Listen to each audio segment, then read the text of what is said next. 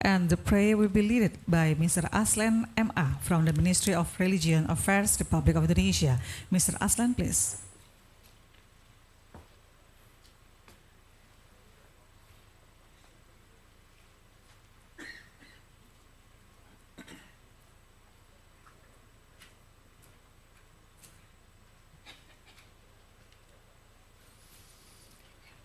Assalamualaikum warahmatullahi wabarakatuh. Selamat pagi dan salam sejahtera untuk kita semua. Untuk mendapatkan keberkahan rangkaian acara ini, marilah kita berdoa menurut keyakinan kita masing-masing.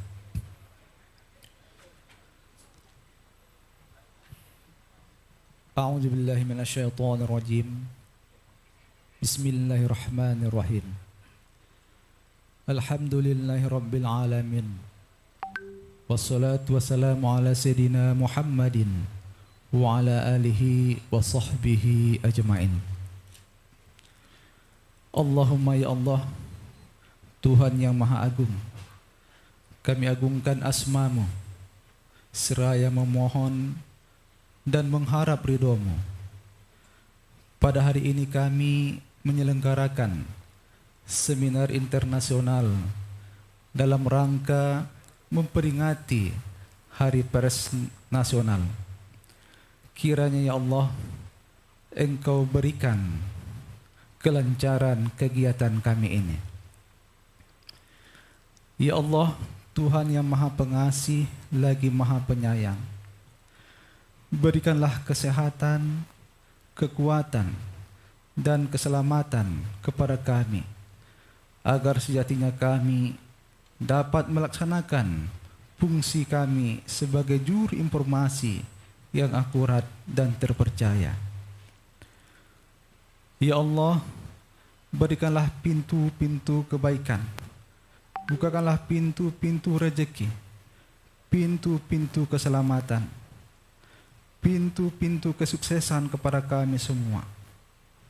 Semoga kami dapat terus menghidupkan dan menumbuh kembangkan media pers yang handal demi menegakkan kebenaran dan keadilan sosial di tengah-tengah bangsa Indonesia khususnya dan dunia global umumnya.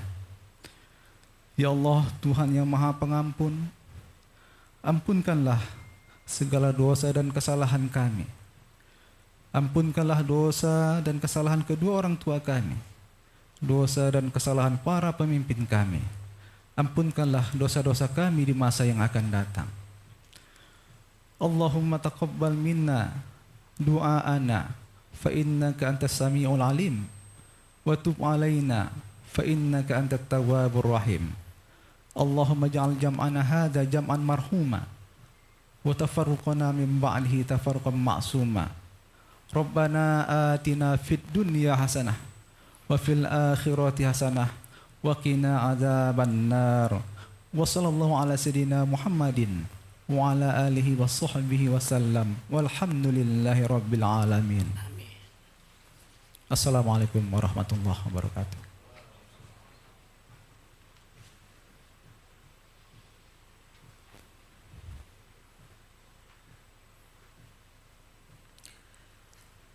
Thank you very much, Mr. Aslan.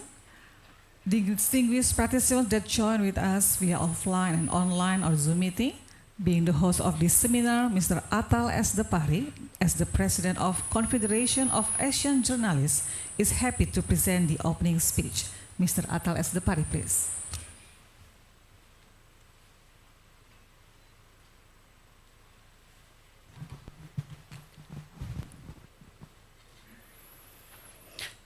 Bismillahirrahmanirrahim.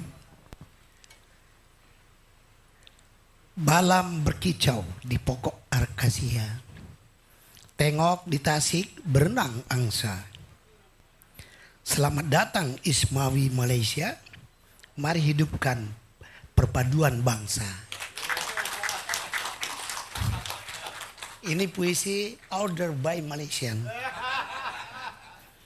Segar badan meminum jamu. Jamu sehat memaknai usia. Di kota Medan kita bertemu, kota bersejarah, pers Indonesia. Ini sesuai dengan tema. Sungguh cepat larinya rubah, melesat lewat pematang sawah. Teknologi media maju berubah, pers merdeka, demokrasi bermarwah.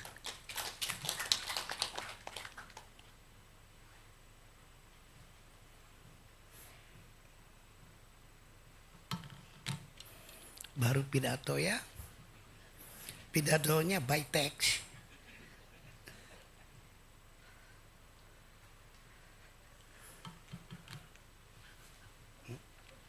Oh, oke, iya. Assalamualaikum warahmatullahi wabarakatuh.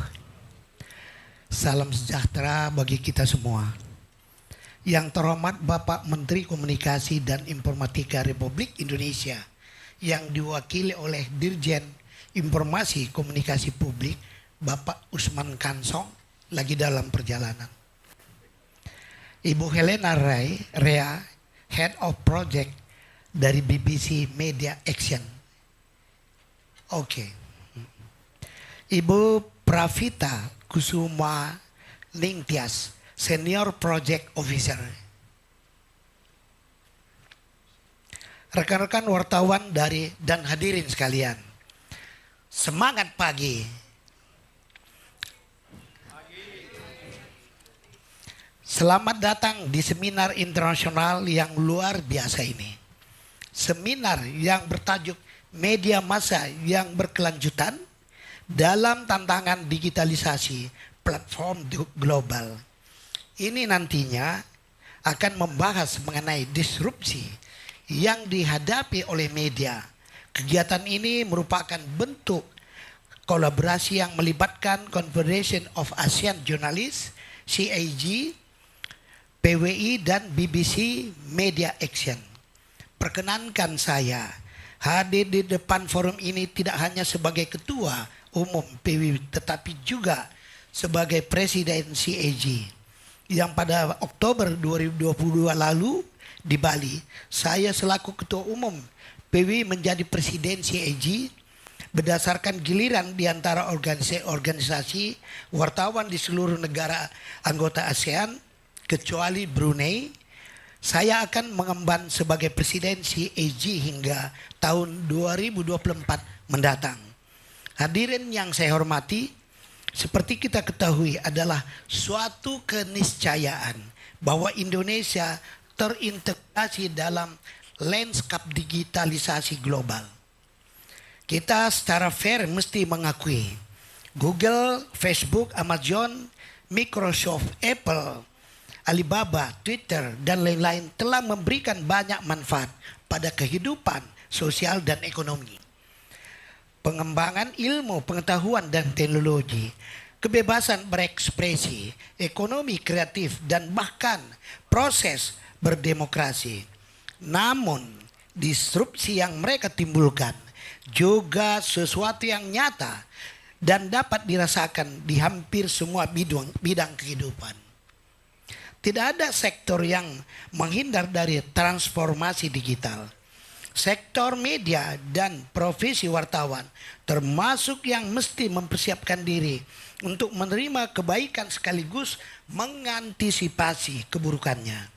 Bagi para pengelola media dimanapun saat ini semakin sulit menghindari integrasi ke dalam ekosistem disrupsi konten dan pengguna dan periklanan yang dikendalikan platform digital global. Persinggungan jurnalisme dengan teknologi menunjang disrupsi konten, penambangan dan data dan layanan periklanan yang dioperasikan platform digital sepertinya hanya soal waktu dan intensitas. Semua media massa akan mengalaminya, tetapi terkecuali media ternama dunia seperti The New York Times, Washington Post, CNN, Sydney Morning Herald, The Sun, The Finance Time, Der Spiegel, dan lain-lain. Termasuk di Indonesia, sebut saja seperti Kompas, Metro TV, Jawa Post, dan masih banyak lagi. Hadirin yang saya hormati, teknologi digital menghadirkan kemungkinan-kemungkinan baru yang menggiurkan untuk memproduksi konten, menciptakan interaksi, dan menjangkau halayak secara lebih intens. Dalam perkembangannya, memang banyak pengelola media yang kecewa terhadap perilaku platform digital dan berpikir untuk meninggalkannya. Namun sangat sedikit yang benar-benar melakukannya. Sebagian besar lainnya seperti tidak bisa meninggalkannya. Meskipun demikian, penting untuk sungguh-sungguh dipikirkan bagaimana agar penerbit atau pengelola media tidak sepenuhnya tergantung pada platform digital. Penerbit semestinya tidak hanya mengandalkan kerjasama dengan platform digital dalam mendistribusikan konten, meraih pendapatan, dan mengelola data pengguna. Saat penerbit harus senantiasa memiliki opsi lain di luar kolaborasi dengan platform digital untuk ketiga hal tersebut di atas. Kemandirian penerbitan di hadapan platform digital ini sangat fundamental sifatnya untuk keberlanjutan hidup media. Sejauh ini platform digital tampaknya masih memiliki kepedulian terhadap kualitas jurnalisme dan demokratisasi arus informasi. Namun perlu ditegaskan bahwa motif utama di balik uluran tangan platform digital ke kalangan penerbit sesungguhnya bukan di situ. Pada galibnya platform digital adalah kekuatan bisnis yang orientasi utamanya adalah peraihan keuntungan ekonomi semaksimal mungkin untuk diri mereka sendiri. Platform digital akan mereka lakukan dengan memanfaatkan jerih payah penerbit dan pengelola media, termasuk memanfaatkan konten jaringan dan kekuatan merek pada penerbitan media. Lebih dari itu, fakta-fakta menunjukkan kerjasama penerbit dengan platform digital adalah bentuk hubungan yang cenderung berat sebelah. Bahkan kalau tidak mau disebut sama sekali tidak ada kerjasama yang win-win. Platform digital lebih banyak mengendalikan, penerbit lebih banyak dikendalikan. Platform digital dapat secara tiba-tiba mengubah sistem algoritma dengan dampak yang serius terhadap distribusi konten dan mode konten berbayar penerbit tanpa memberitahukannya terlebih dahulu. Platform digital dapat memaksakan bentuk kerjasama yang cenderung merugikan penerbit secara sepihak. Selain itu, tidak ada transparansi tentang nilai iklan dan data pengguna terkait dengan konten penerbit yang dimanfaatkan platform digital yang semestinya menguntungkan kedua belah pihak. Hadirin yang saya hormati, di forum seminar ini kita diskusikan bersama bagaimana jalan keluar dari ketimpangan ini. Kami berharap ada jalan keluar. Ada solusi terkait kerjasama bisnis yang win-win antara platform digital dengan penerbit. Di sini juga hadir narasumber seperti Prof. Rod Sims, ada di depan, guru besar di bidang kebijakan publik dari Australia National University. Bapak Nelson Yap, anggota Dewan Pers Australia. Dr. Agus Sudibyo, inisiator Publisher Right Indonesia, dan Dahlan Dahi, CEO Tribun News. Mereka akan menyampaikan pemikiran, gagasan, dan belajar dari negara lain mengenai publisher right. Tentu dari mereka kita juga bisa belajar dan bertukar ide mengenai bentuk kerjasama bisnis yang win-win antara platform digital dengan penerbit. Juga hadir di pagi hari ini teman-teman wartawan Malaysia yang tergabung dalam ISWAMI. Ikatan Setiakawan Wartawan Malaysia Indonesia yang dipimpin langsung oleh Datuk Mukhtar. Berdiri. Datuk Mukhtar Hussein, sahabat kita. Kehadiran rombongan wartawan Malaysia menghadiri acara ini memberi bobot mengenai kebersamaan ASEAN, khususnya wartawan dan pengelola media dalam menghadapi disrupsi teknologi. Mari kita memanfaatkan momentum seminar ini untuk kita bertukar informasi dan belajar dari para ahli di bidangnya. Juga memanfaatkan semangat Hari Pers Nasional 2023 yang kali ini mengambil tema pers bebas, demokrasi bermartabat. Seperti diketahui tahun 2023 ini Indonesia memasuki tahun politik. Pers juga menjadi bagian dari persaingan politik yang pemilu presiden dan pemilu legislatif yang akan berlangsung serentak pada tahun 2024 mendatang.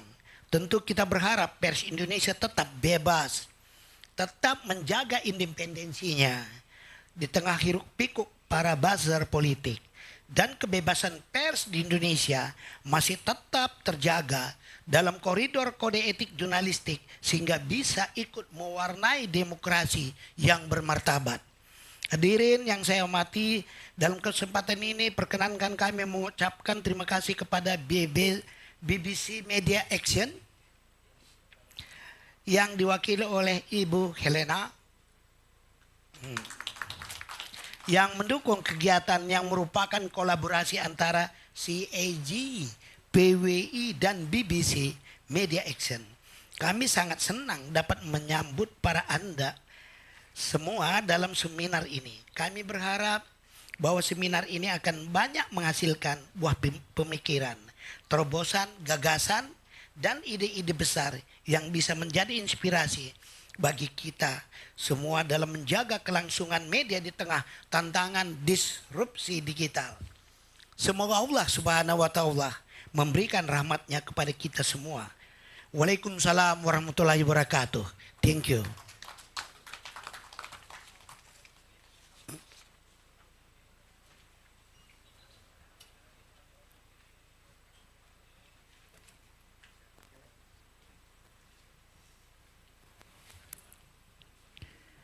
Baik, selanjutnya kami persilakan untuk Bapak Ibu atau Bapak Ibu beserta peserta ya. Baik. Baik, kami persilakan untuk berfoto bersama Bapak Atal dan Bapak-bapak lainnya untuk berdiri. Kita akan berfoto bersama. We will do the photo group session. Peserta tetap di sini tapi berdiri kali ya Bu ya. Kami persilakan untuk berdiri. Ladies and gentlemen, would you please stand up because we would like to do the photo group session. Thank you.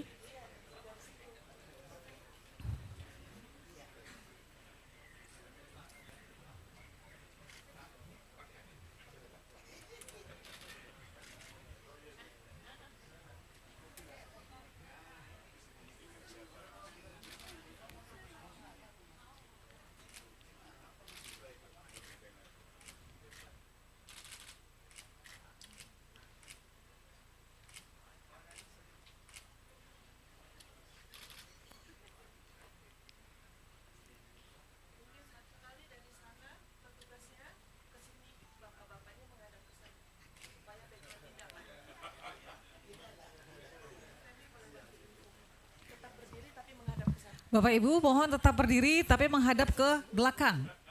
Di balik, ngadapnya di balik Bapak Ibu. Supaya dampak backdropnya.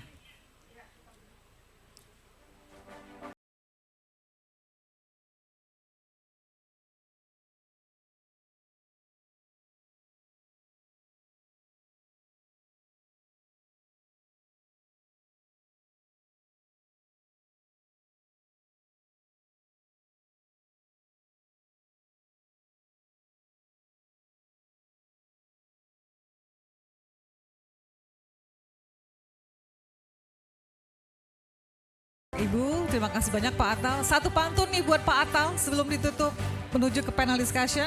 Bapak dan Ibu, satu buah pantun buat Pak Atal. Betik muda dibuat halwa, halwa dimakan enak dirasa.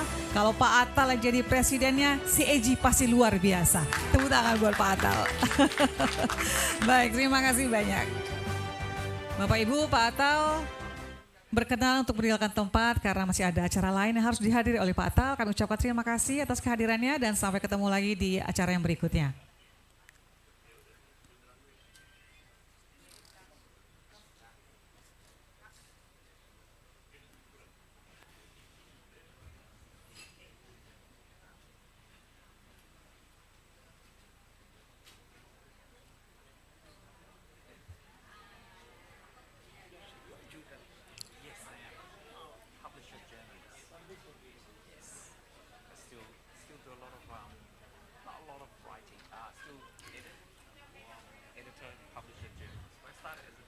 Bapak Ibu yang berbahagia, kita akan langsung saja masuk ke acara utama yaitu panel discussion.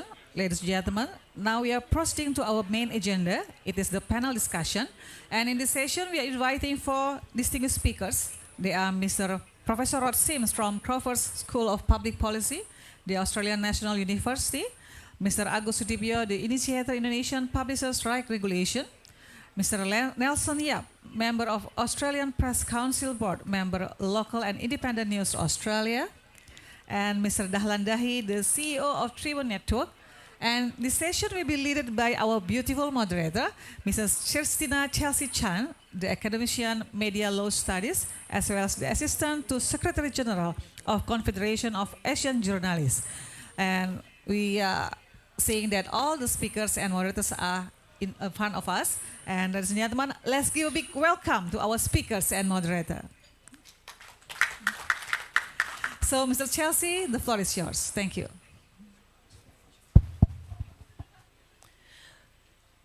Thank you, Ibu Femi. Good morning to all of you, and good morning to distinguished speakers around me.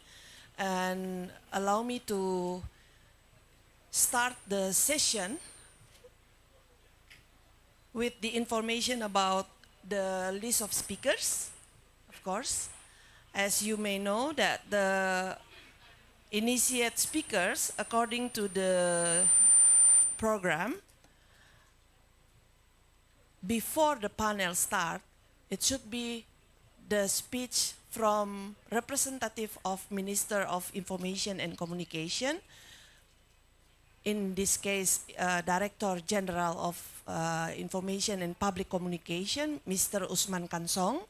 But we just received news from his staff that he actually on his way to this venue from the University of North Sumatra. So I ask for your kindness that we still can start our panel right now, and when Mr. Usman Kansong arrive, then we will give him the floor for his speech representing as representative of the minister. Will that be okay for you for the floor? Thank you very much. Thank you very much. So I would like to check with our colleague from the IT team to make sure whether Professor Rod Sims already in the Zoom meeting. Has he already, does he already, Mr. Sam? Not yet. Okay, no problem. We already informed him that the session will start by 9:30 actually. So it's understandable that maybe he's still in his position to start to join the Zoom meeting, because his current position right now is in New Zealand, specifically in Auckland. So the time zone is very different from Jakarta and Medan time. So we're gonna start with Mr. Nelson Yap, member of the Australian Press Council, but also the founder and board member of Local and Independent News, in this case, Lina, from Australia. And then we will invite Mr. Agus Sudibyo, Dr. Agus Sudibyo, the initiator of the Indonesian Publisher Right Regulation, which is already with us here. And last but not least, of course, our CEO Tribune Network, Mr. Dahlan Dahi, on my right side. So there will be a session for dialogue or discussion from the floor to the speakers in terms of clarification of their idea, or probably you want to share your point of view. We will start after the panel finish. So please join us until the end of the seminar, and please be in the good spirit when we join this session. So allow me to inform you in terms of the topic, why we choose the topic digital disruption and sustainable media ecosystem governance.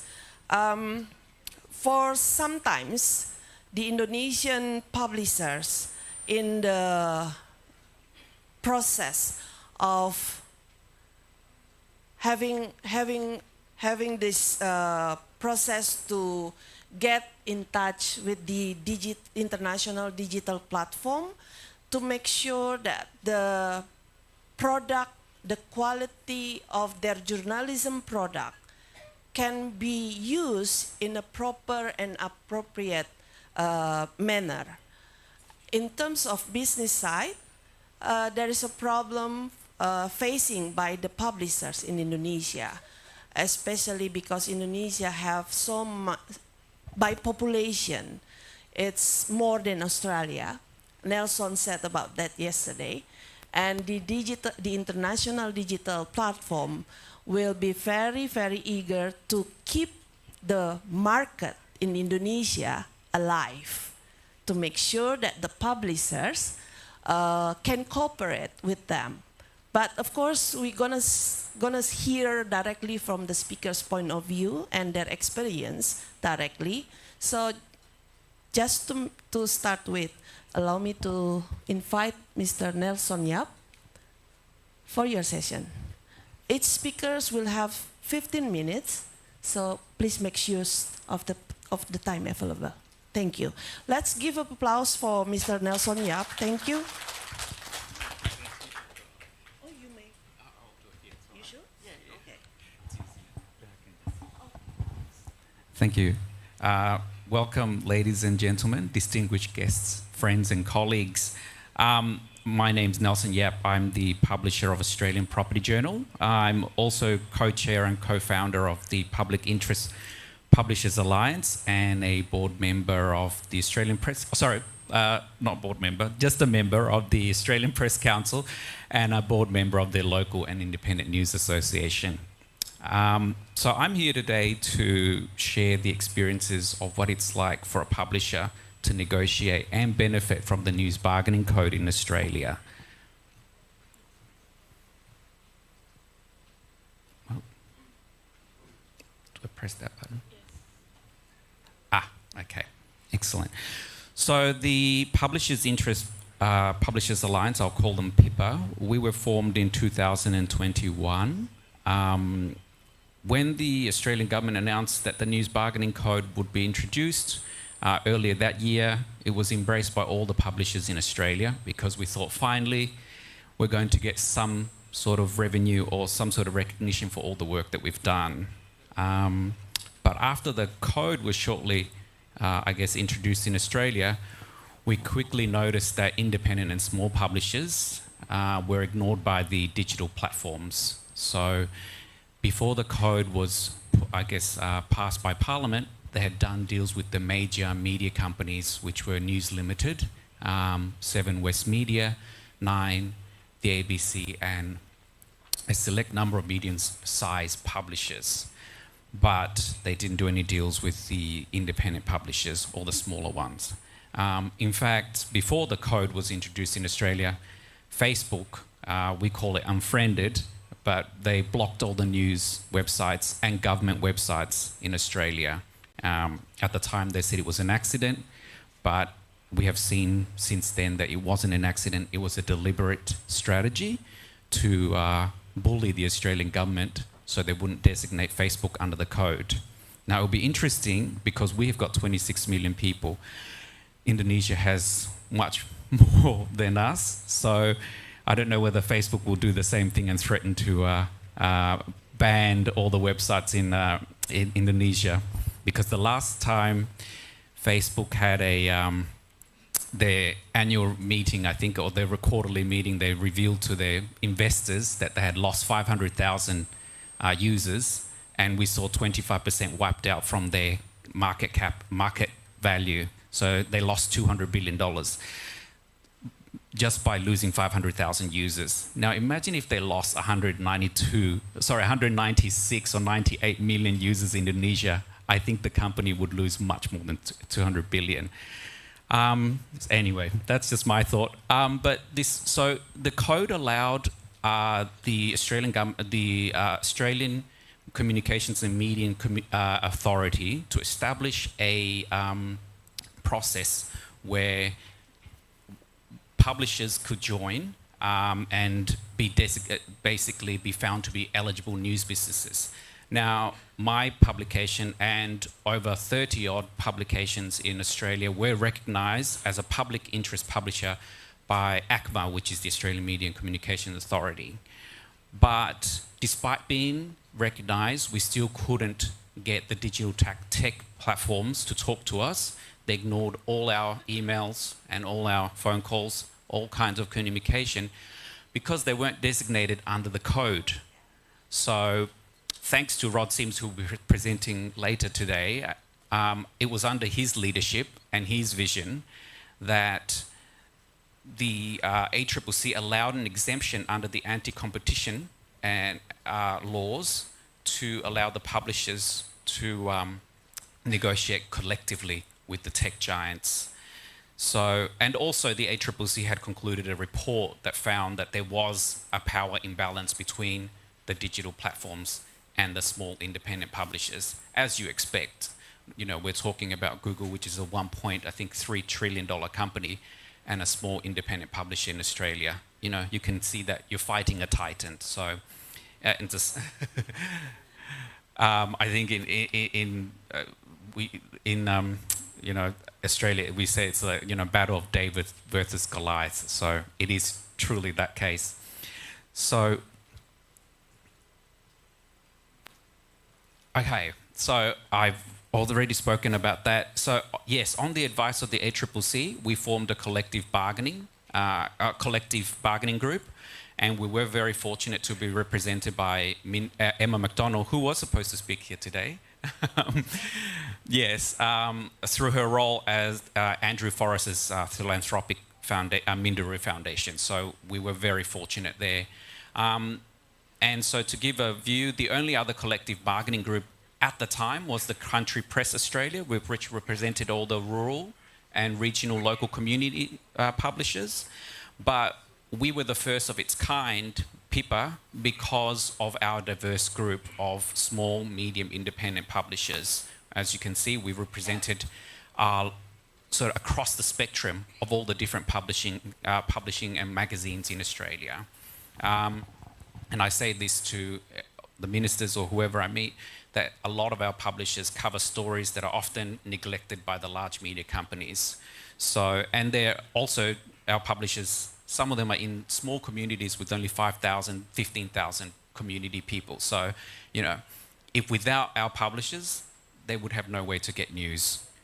But more importantly, though, I think as we see now the rise of fake news and misinformation, we as journalists and publishers, not just in Australia, but Indonesia and around the world, we are gatekeepers and we're fighting against the fake news.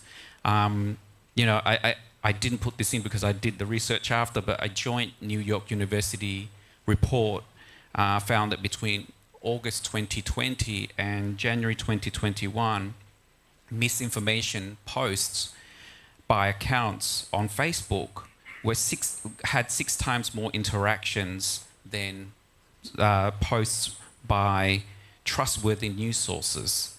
So therefore, critics were saying that, experts said that the report supports the view that Facebook rewards accounts that put out misinformation over publishers like us who put out trustworthy information.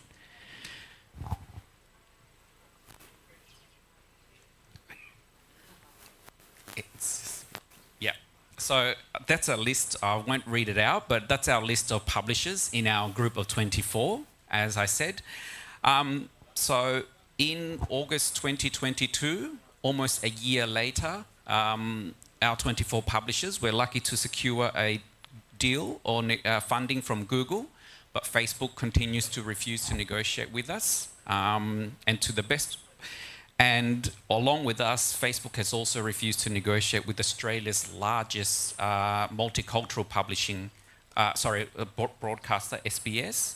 So they publish all the Croatian, Greek, everything, but Facebook refuses to do a deal with them. And Facebook also refuses to do a deal with The Conversation, which is a large academic and publication. But having said that, so we were very fortunate, but after us, to the best of our knowledge, no other publishers have done a deal since then with Google or Facebook. And so in that sort of, I'll just jump to the government in Australia conducted a review of the code 1 year after to see what impact he has had. But the government decided, despite our lobbying, the government decided that they would not designate Facebook under the code because it requires designation for the negotiation to be mandatory. So the negotiation in Australia right now is voluntary between the digital platforms and the publishers. So in a sense, Facebook did not face any consequences for blocking news in Australia. It has successfully bullied the Australian government, which is very disappointing, into not doing anything. And therefore, as I said, Facebook continues to extract billions of dollars in advertising revenue from the Australian market without remunerating most of the independent publishers. Okay, so why the code is important, our experience. So as I said, it's all up there, you can read, but in Australia we had, between 2019 and 2022, 265 newsrooms were closed across the country. Now that's, for a country of 26 million people, that is a lot of newsrooms. And in the last 15 years, we've lost 60,000 jobs in our industry. That's a lot of journalism, a lot of journalists, editors, sub-editors, what have you, anyone working in our industry. So, in a sense, this code, when the Australian government introduced it, was a very critical reform because it has been so long, it has been 15 years of the digital platforms having a free ride of our news and benefiting from our news and making billions of dollars in digital advertising revenue and taking it away from us without giving us anything. We have to employ the journalists, we have to do all these stories, and they just benefit from it. So the code was important to address that, disruption that we've experienced. So the lessons learned from us was Pippa's experience. That was my main role in Pippa as co-founder was, we call it herding cats. I'm not sure if you have the same terms in Indonesia or Asia, but it was interesting to try and find as many publishers as possible to join our group to negotiate because there are so many different publishers of different sizes, different expectations. So that was a challenge.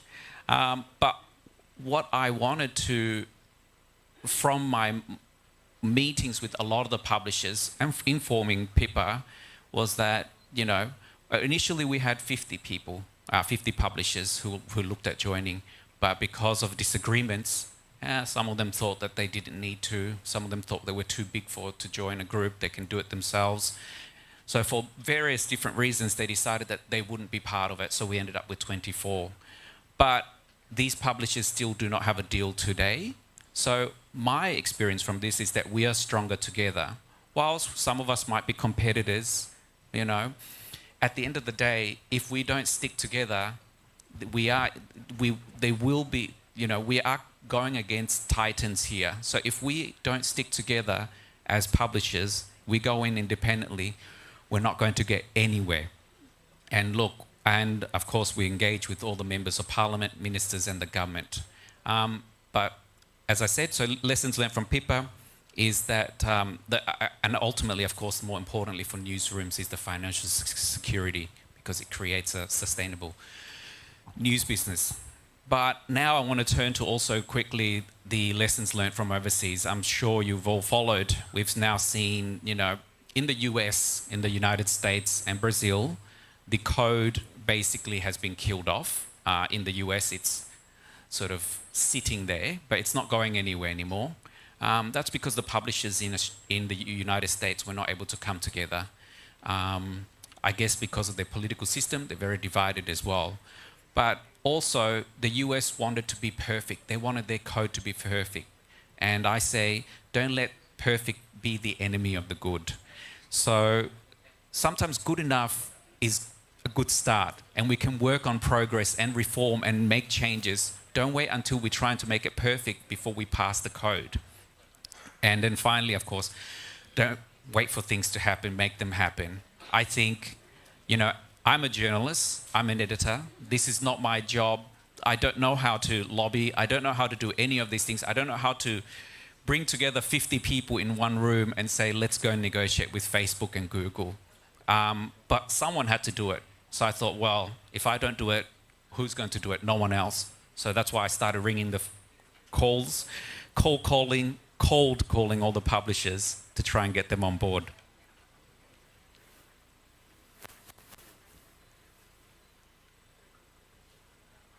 Okay. There's a delay. Oops. Oh no. So funding, that's just a quick slide. Yes, so now in Australia, where, as I said again, and Chelsea has mentioned, you know, we are a small population. We've only got 26 million people, so our media companies are smaller than yours. But publishers, large and small, in Australia have benefited from the deals that have been done with Google and Facebook. These multi-year deals between 3 to 5 years and have brought in over $200 million to local news businesses in Australia. So, and we saw that with the Guardian newspaper. That investment that they secured from Google and Facebook has enabled them to expand their newsrooms by 40. I think it was actually 50 journalists, but I said 40 just to be safe. So the Guardian is just one example of many newsrooms in Australia that have benefited. So from PIPA, our own experience from our 24 publishers, as I said, we secured funding from Google. And to their credit, since we have made a deal with Google, we signed our deal with Google, they have recognized our value to their, they have recognized our value to their platform, and we've had a very positive working relationship with Google, which so it should be.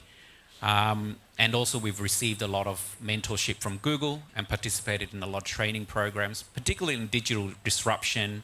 We wanted to learn what's the best approach, how are we sort of reaching our new audiences. And at the end of the day, we also know that, you know, Google has access to all the data analytics, so they can share that vision, that sort of data with us to help us navigate this digital disruption.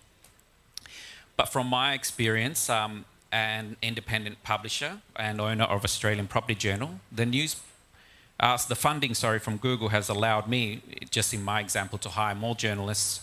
I've also started an internship program with universities to train young journalism students. We've also expanded our public interest journalism news coverage. So we're doing a lot of stories about homelessness, social housing, climate change. So all these things. We've upgraded our digital infrastructure, launched new products, and we've also grown our traffic as well. And that's just in the first 6 months. So actually our first 6 months was February the 1st. And that's just in 6 months what we've achieved from Google funding. And we have all, as I said, publishers, large and small, secured multi-year deals. So imagine what multi-year deals can do for Indonesian publishers if we have achieved that in just 6 months. So my final thoughts are that, and we've seen this in the Treasury Review in Australia, is that Google and Facebook are just the start. We've got digital disruption, but digital disruption has now evolved into the social media disruption, because as now, no doubt you've now noticed in Indonesia that the millennials and the Gen Z news audiences, they turn to social media to get their news. So therefore, in Australia now, the government is considering expanding the code to include Instagram, TikTok, YouTube, Microsoft, and the Apple News platform. And I think the Indonesian government, and particularly looking at the code, should consider expanding it to the social media platform as well, because that's where a lot of the people are getting their news. Research from Oxcom in 2022 found that 29% of teenagers are getting their news from Instagram. And I actually said Instagram twice. 28% are getting their news from TikTok and 28% from YouTube.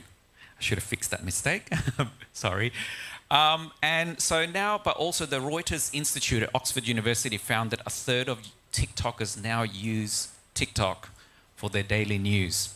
Now, and YouGov Global Profiles did a research and found that 2 in 3 people in Indonesia and Vietnam, that's 67% of the population, yes, that's right, use social media as a source of news. That's the highest rate globally and higher than the global average of 46%. I think if you look closely, Australia, we are around, well, we're 33%. So you have an audience that's twice as engaged with social media when they get their news.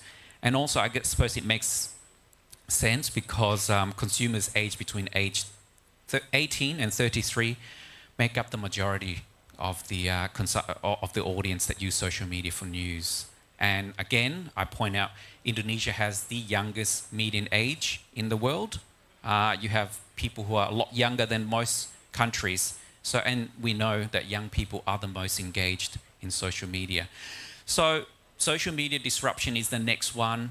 Google and Facebook are great, to get the code started, they're great, but we also have to consider that in order to preserve journalism, and what we do is a public good, we are just as important as hospitals, roads, and all those things. We sometimes, I think, in the media don't sort of see ourselves doing public good, because I have to confess, a year ago, before I started doing this, I just saw myself as a journalist writing stories every day, filing in your stories and then going home and thinking that's done, that's fine.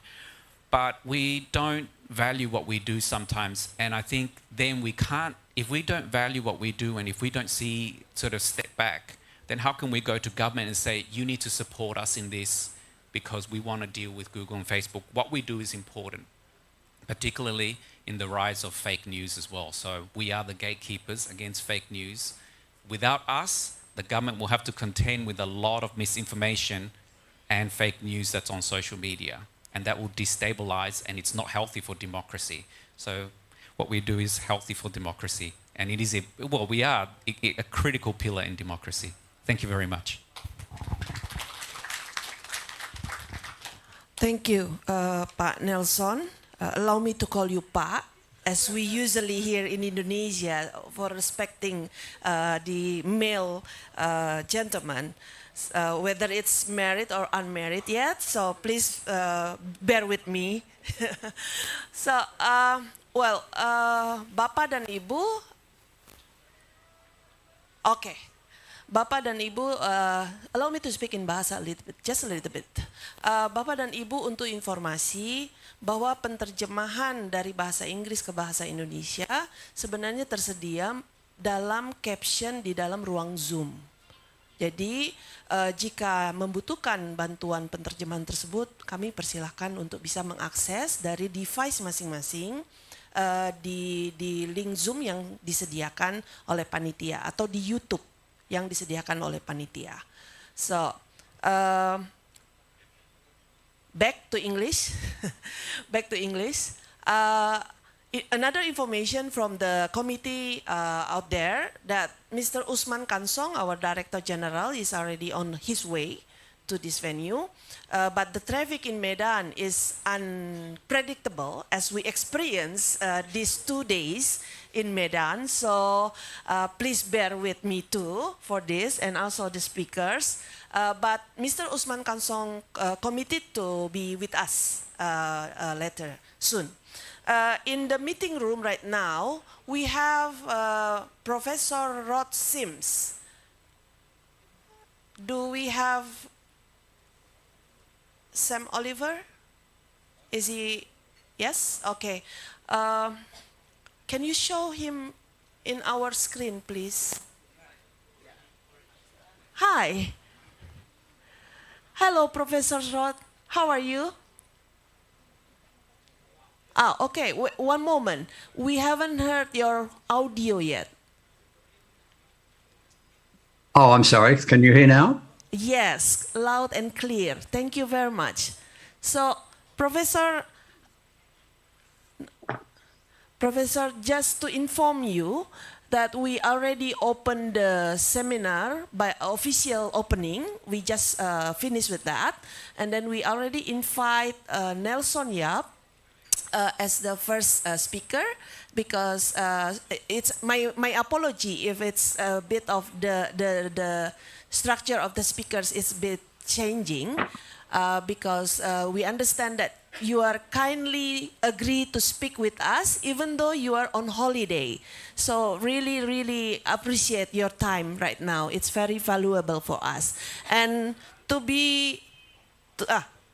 we can see you from our screen in front of us. So you are facing the seminar room right now with about 100 participants. And most of us agree that we can start and still using English as our language for the seminars. And it's being translated to Indonesian in the caption, which is you can also see from your screen in the Zoom meeting. But it's in Indonesian anyway. So you may start speaking in English as you, of course, your native language, and we gonna follow, and the participant will follow also with Indonesian from their devices here. So Professor Rod, let me introduce you that Professor Rod Sims agree with us to speak in this National Press Day conferences, and it's his second participation actually, because last year he spoke with us also in Kendari. He did it during his term as the president of the Australian Competition Authority. And this year, Professor Rod Sims will speak with us as his current academic role, Professor of Harvard School of Public Policy from the Australian National University. But he's currently in Auckland. So we appreciate your time, Professor.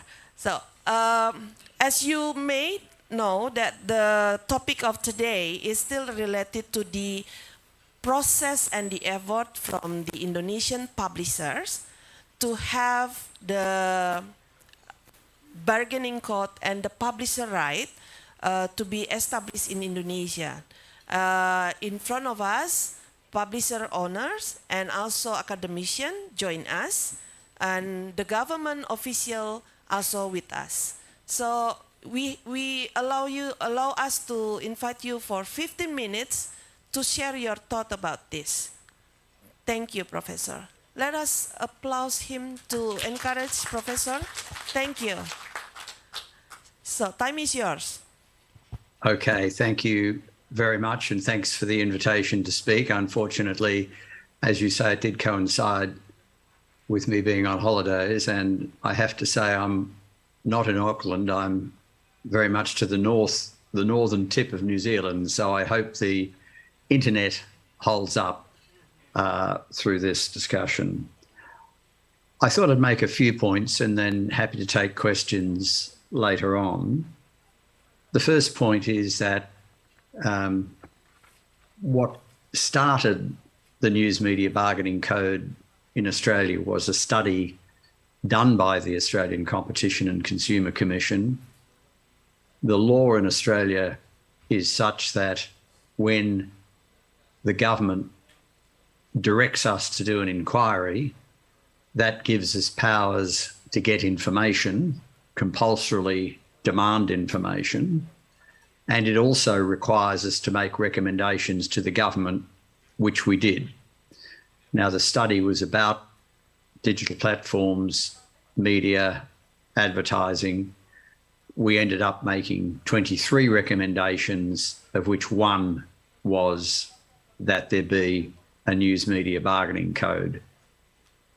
We did make other recommendations about providing funding to local journalism and a range of other things. So the News Media Bargaining Code was not our only recommendation in relation to journalism, but it was I think our most important one. The reason we made the recommendation for a News Media Bargaining Code was that we could see that, as the previous speaker said so very clearly and very well, the platforms use the content of media businesses to attract people onto their platform, either to answer Google searches or to be on the Facebook newsfeed. When the media companies asked for compensation for this, they were told no. And our view was that there was an imbalance in bargaining power in the sense that Google and Facebook need media, but they don't need any particular media. They could, even if they had half the media, that would be enough for them. Whereas each of the media businesses did need to be on Google and Facebook. So it was an imbalance in the bargaining power to arrive at an appropriate payment for that content. Google and Facebook said there is no payment for content.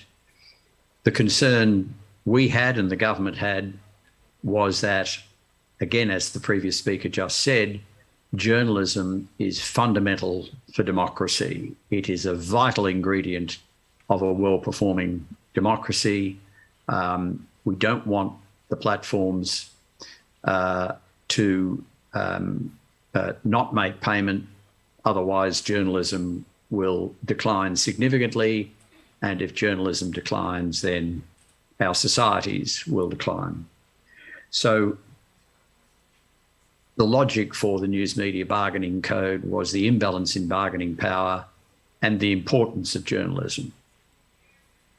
Now, the News Media Bargaining Code was a recommendation to government. It was accepted by government at the end of 2020. And the point I want to make here is it's nothing to do with competition law, even though it was the Australian Competition and Consumer Committee which recommended it, or Commission which recommended it. It is government legislation. So ultimately, in Indonesia, in other ASEAN countries, you need government legislation to make this work. Now, there's three components of that legislation which are fundamental. One is that there is a process of negotiation, but if negotiation does not yield an outcome within a certain period of time, then there is a process of arbitration. So it is a negotiate, arbitrate model. The reason that's important is Google and Facebook, you could require them to negotiate, but they'll still say, we won't pay you anything. Faced with the prospect that payment might be determined by an arbitrator, that encourages them to do a deal because they'd rather do a deal themselves than have it determined by an arbitrator. So it's very much a forcing device. Having arbitration there is a forcing device to even up the bargaining power and get a fair deal. The other component is that the legislation says that the legislation in Australia does not compel Google and Facebook to do any deals, But if they do a deal with any media company, then they must do a deal with all qualifying media companies. So one in, all in was the second component. And the third one was collective bargaining, that particularly the smaller players could get together and bargain as one. So negotiate, arbitrate was fundamental. One in, all in. If you deal with one media company, you've got to deal with a lot. And thirdly, collective bargaining. Those are the three key ingredients of the code. If any legislation in any of your jurisdictions tries to deal with this, it needs to include all three of those components. Doesn't need much more. It just needs those three components. Now, the process, I won't describe it too much, but it is worth stating that when the government was attempting to introduce the legislation, we had about a year of negotiating the legislation. It was the ACCC, which I was leading at the time, which drafted the legislation with the Commonwealth Treasury and the Commonwealth Department of Communications. Google said that if this legislation passes, we will leave Australia. We will no longer provide search results for Australia. So it was quite a threat. When they made that threat, Microsoft stepped in and said, well, if Google leave Australia, our search engine Bing can take over.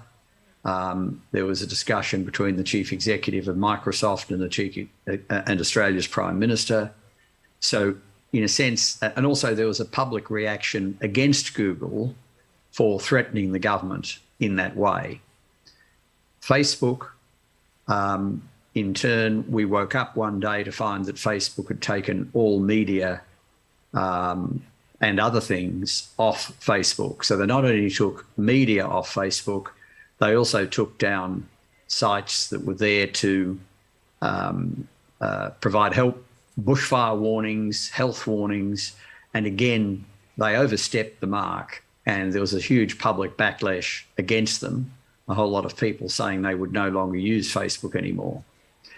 So those threats backfired, but they did set off real negotiations between the Australian Treasurer, Josh Frydenberg, and the chief executive of Alphabet, Google's parent, and the chief executive of Facebook.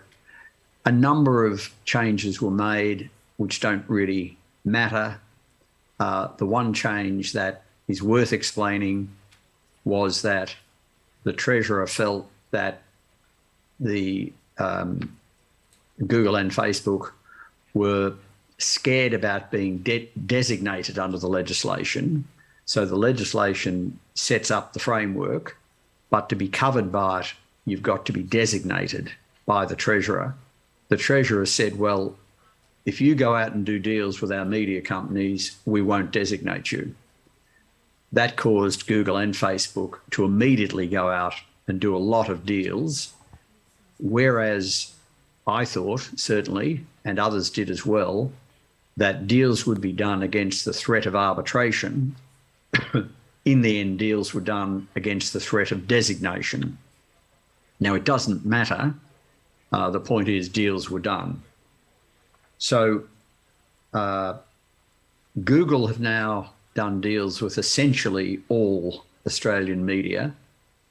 There's a few companies that don't have deals, but it is disputed about whether they qualify or not. The companies that clearly qualify have all got deals, and that's very pleasing. So Google has done deals, I think, with just about everybody. The number of exceptions are exceptionally small and may not exist. Facebook did a deal with approximately, I think, media companies that employ about 85% of Australian journalists. As the previous speaker just said, they did not do a deal with Australia's multicultural broadcaster, the Special Broadcasting Service, or SBS. They did not do a deal with the joint venture between sort of media and academic, called The Conversation, as is just mentioned. But they did a deal with a lot of other companies. So the result of all that was that Google and Facebook are paying over $200 million per year to Australian media companies. The previous speaker mentioned some of the benefits of that. The Guardian increased its staff by about 50%, and various journalists have told me that once the code came in, there's never been a better time to be a journalist. That is, the demand for journalism services has gone up massively. So it's been very successful, a lot of money paid. Now, there's a couple of criticisms that have been made internationally about the code. One is that it just deals with, it just benefits the large players, not the small ones. That is simply not true. Google have done a deal with, as I say, just about everybody. Facebook with about 85% of the media landscape. But deals have been done with large and small players. In my experience, the smaller players got more money per journalist than the larger players. Now, that's not going to be always the case, but it's certainly largely the case. It's been a very successful process.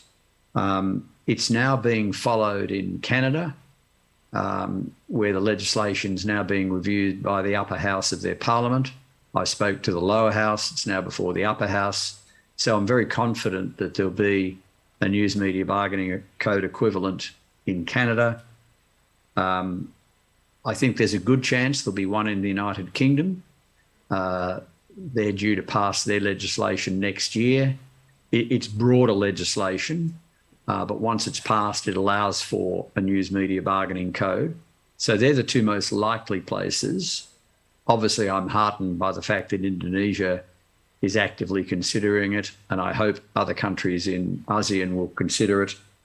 As the previous speaker said, the opportunity looks as if it's lost in the United States, although I'm going there late March, early April, and hoping that it can be revived, but we will see.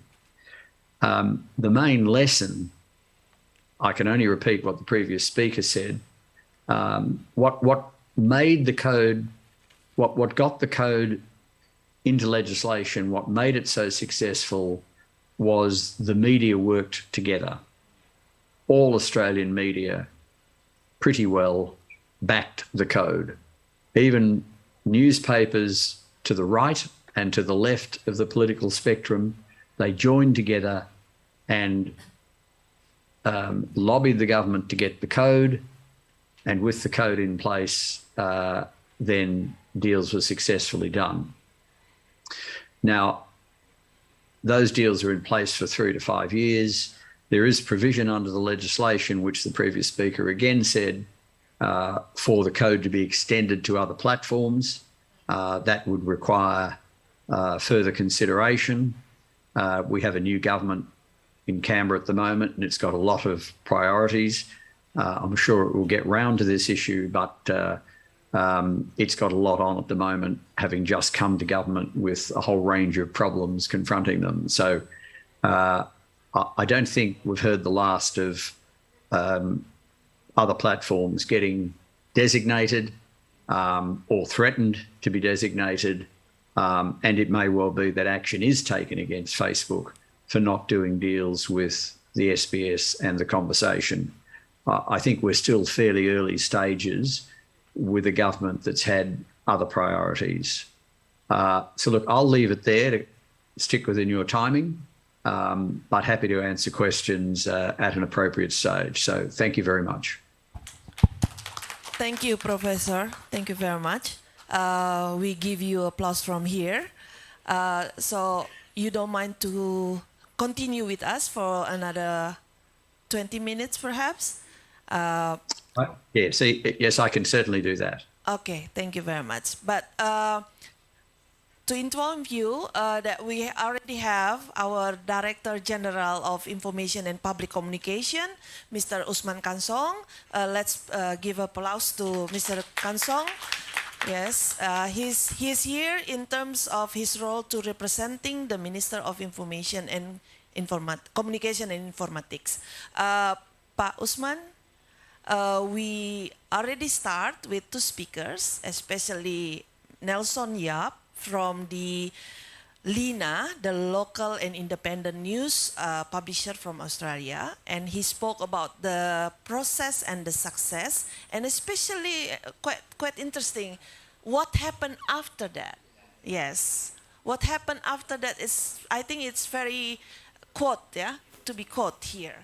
And from Professor Rod Sims, you actually met him also in Kendari via Zoom, and he emphasized about the process of legislation, but also he talked about whether the three components, the negotiation and arbitration process, the legislation itself, and of course, how to encourage the media groups to be able to cooperate each other strongly, to have and to pass the regulation as needed, as initiated by the media community, in this case, Pak Agus Sudibyo and the network.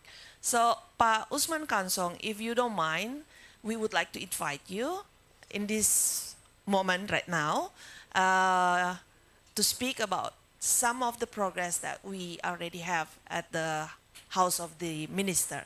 Time is yours, please.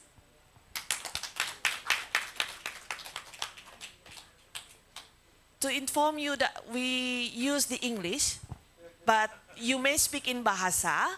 The translation is available at the caption of the Zoom meeting. Thank Okay, I you. will speak in mixed languages.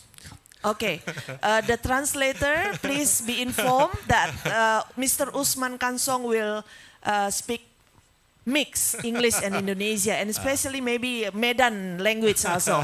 So be aware. Thank you. Okay, thank you very much for this occasion, for this chance to speak on what is the progress of the legislation or regulation of the publisher right. Cominfo, the Ministry of Communication and Informatics, has just submitted the draft of a presidential decree on publisher right or negotiation code in terms of Australia, like Rod Sims said earlier. And we are waiting for the response of the president. We have to submit the draft. We call it, we ask from the president the initiative right to initiate, to developing or to form the legislation. We have had draft, but after president give us the initiative right, we will discuss again. We will discuss more deeply about the substance of the published right. Let me inform you that there are two substance of the published right regulation. The first is that the platform must cooperate with the media in Indonesia in term when the platform want to deliver the news in their platform from our media. They must cooperate. They must negotiate with our media. But the negotiate will be B2B business, business to business negotiation. And the second, we will have such a body, such a controlling body to watch, to control the, to see the negotiation between the platform and the media. The body will mediate if there is a dispute, if there is a dispute between platform and the media. And it is okay also if the platform and the media use arbitrage mechanism via BANI. We have BANI here in Indonesia, Badan Arbitrase Nasional Indonesia. And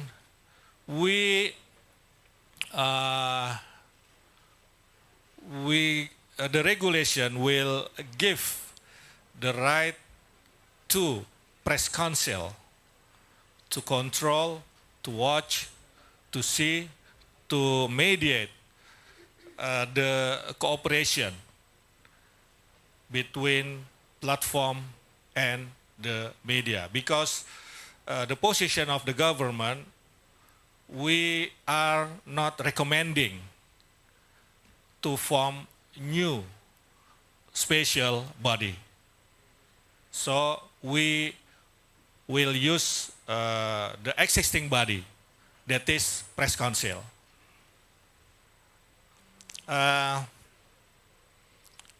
I agree with Rod Sims that this legislation, this regulation needs the working together, the cooperation amongst the media. The media in Indonesia and the government should be united. We don't want in government that there is a dispute or there is differences opinion between amongst the media in Indonesia. So we should unite here if we want to regulate the platform. And the position of the government here that we have press freedom here in Indonesia. So we will regulate the economic aspect, not the press or journalism aspect. That's the first. And the second, we govern the platform, not regulate or govern the press. Because we have press freedom here. We off in HPN 9 February, in next 2 days, the President in his speech will respond the draft of regulation that we have just submitted to the President. That's all. Thank you very much. Thank you, Pak Usman Kansong, for your brief information on the update of the progress from the minister's side. Next, directly we invite Mr. Agus Sudibyo, Dr. Agus Sudibyo, to present his thought. Thank you. And next, after that, we will invite Pak Dahlan Dahi. Thank you.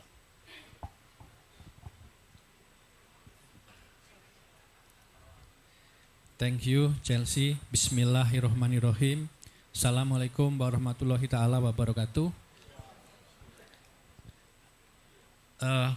First, thank you for CIG, PWI, and PPC Media Action for invite me to join in these important meetings.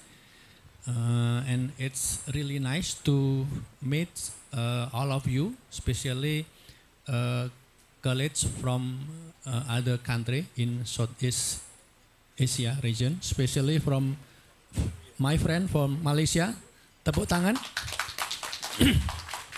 and also my friend from maybe Vietnam, Thailand, Philippines that join in this seminar. I would like to share the experience of Indonesia media community to the advocacy for news media bargaining codes, and then also I would like to share the idea for the need for inter-country media association caucus or alliance for together to the same advocacy.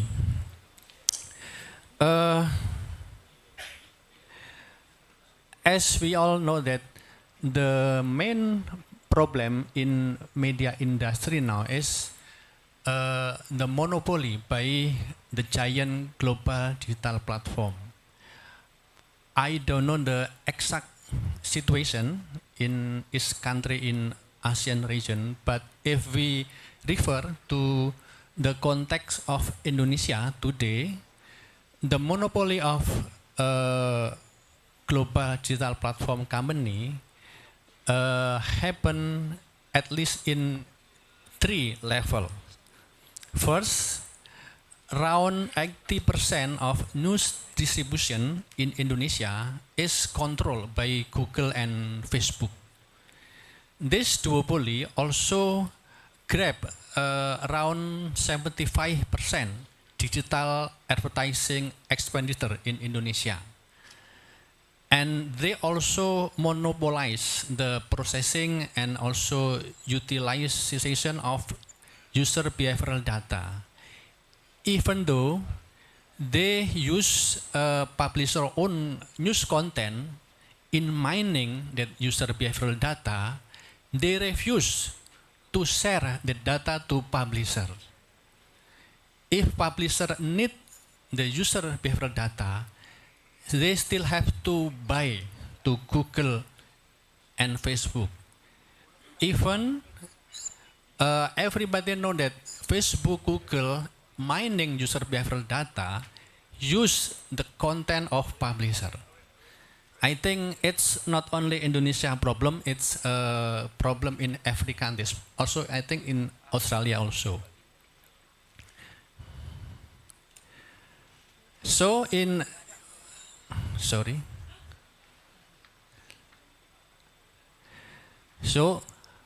in this context, I think 2 years ago, media community in Indonesia, Indonesian Press Council, Indonesian Media Association, Journalist Association together established what we call Indonesia Media Sustainability Task Force. Indonesia Media Sustainability Task Force. And this task force tried to initiate the drafting and the advocacy of Indonesia News Media Bargaining Codes, which refer to EU Publisher Right and the Australian News Media Bargaining Codes. But it's important to know that this code actually not designed as a hostile gesture against the global digital platform or to undermine their positive contribution. Rather, it is an initiative to create two-way value exchange or to realize the mutually beneficial relationship between news publisher and digital platform. And in the draft that submitted by task force to government, this bargaining codes set up the obligation of digital platform company to negotiate in good faith with Indonesia publisher regarding first, the economy value of publisher content that they use or monetize, and the second, fair and transparent profit sharing in digital advertising schemes involves both parties, And third, sharing of user data generated from the use of publisher own news content by digital platform company. The code also obligate the digital platform company to ensure that the news content they distribute and monetize is in accordance with the Indonesian press law and the journalistic code of ethics. And also to make sure, it's very important, I think Pak Dahlan will share the idea about it also, to make sure that their algorithm system is supporting the preservation of local value, diversity of perspective, and multiculturalism principle in Indonesia. So we also talk about how we govern the system of algorithm in some national entity.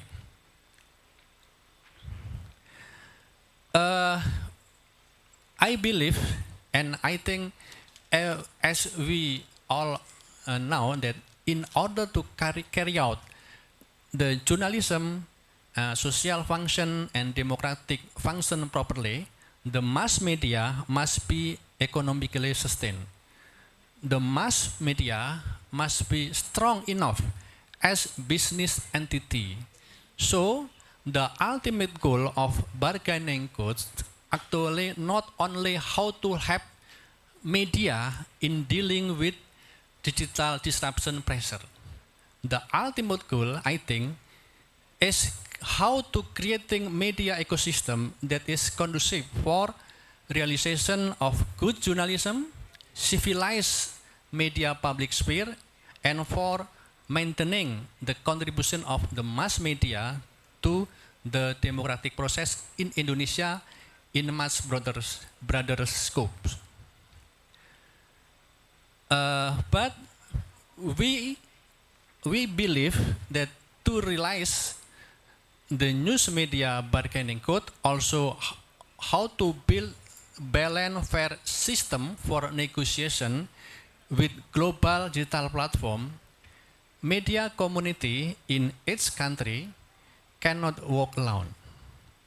If we walk alone in this field, we will always facing David versus Goliath struggle between the giant global digital platform. So we must build network, and therefore we need to establish a kind of caucus or alliance of the media association in ASEAN region, and together fulfilling media sustainability principle in this region. This is the idea that we try to offer to all of you, to colleagues from different countries in ASEAN region, because we will be stronger and have better position in bargaining with the giant global digital platform if we establish this kind of caucus or alliance. I think this is the idea that I want to share to you, and hopefully this will be meaningful and useful in this seminar. Thank you. Thank you, Dr. Agus Sudibyo. The process of the advocacy and the purpose of the ultimate goal together among the ASEAN Journalists Association and Journalist Organization to have this idea to be happen at the end. Pak Dahlan Dahi, time is yours. Yeah, thank you very much. Can I have my slide? This. Yeah. Pak Sam. Okay. Thank Yeah. you very much. Thank you. Assalamualaikum, selamat siang. Ladies and gentlemen, it's an honor to speak in this forum, but let me introduce myself to understand my perspective. I think this is important. I am CEO of Tribune, which is a media network that have 40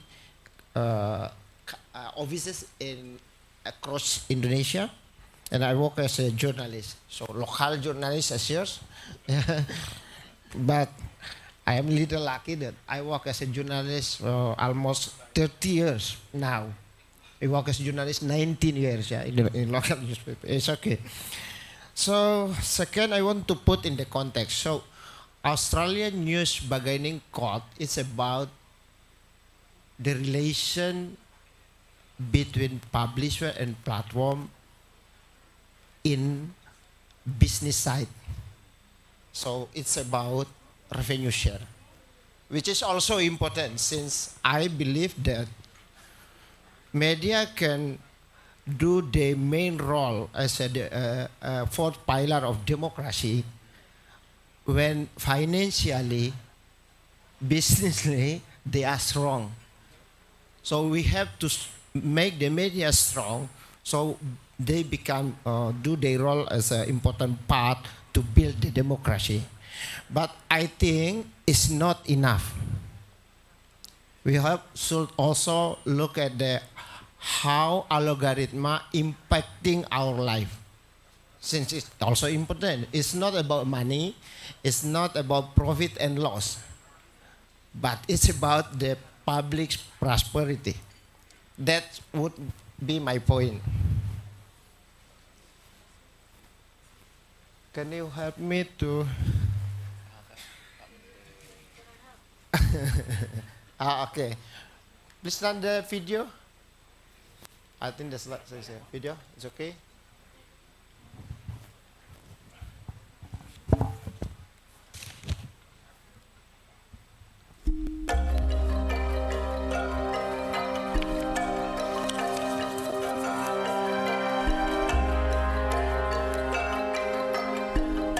Indonesia, negara kepulauan terindah.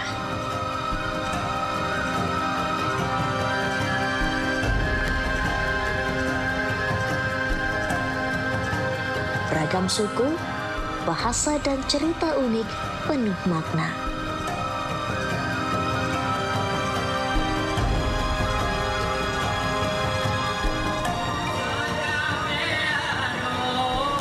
Warna-warni Indonesia dalam Bhinneka Tunggal Ika.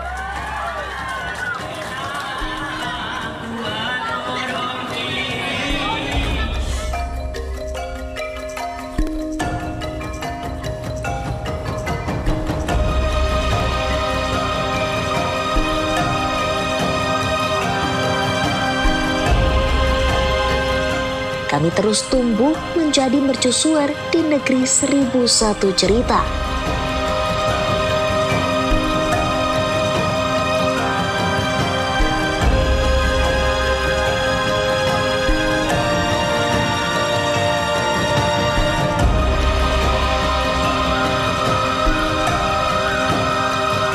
Kami tahu lebih dalam karena kami dekat dengan sumber cerita.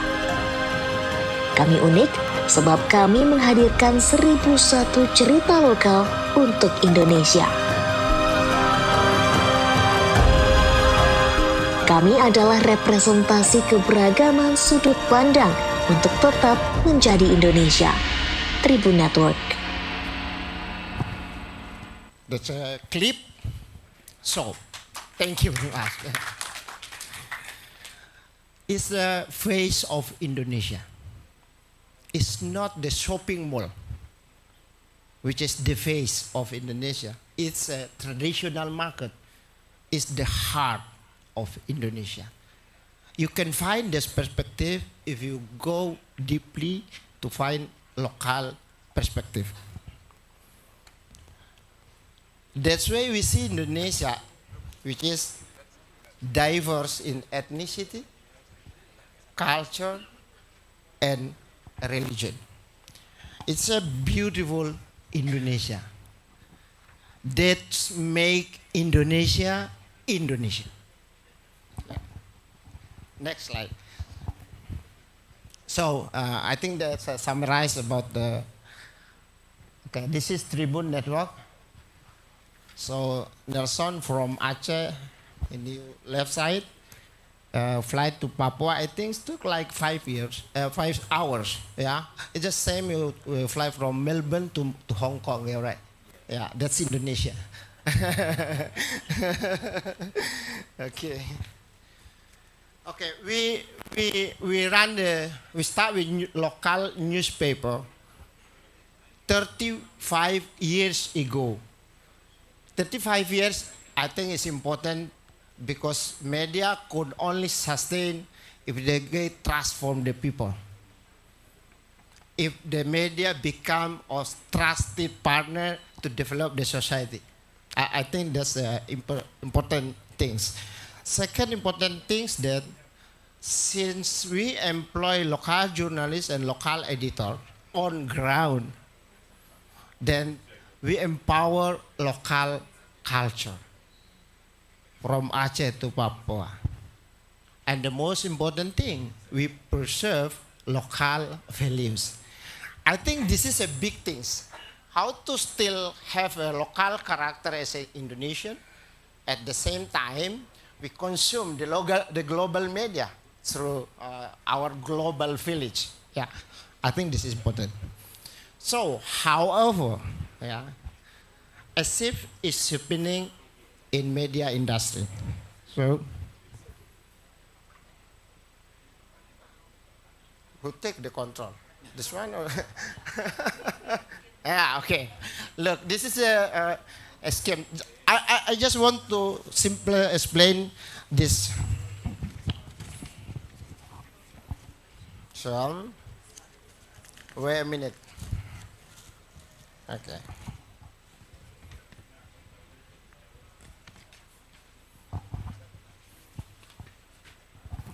Let's imagine the era of newspaper, where the digital social media and Google are not so powerful like nowadays. Okay. I want to emphasize that journalists works to find and to process information and to publish them to the public.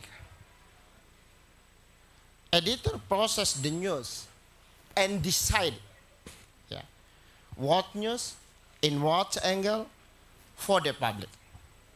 My point is, the editor has the power to decide what public should remember and what should be forgotten.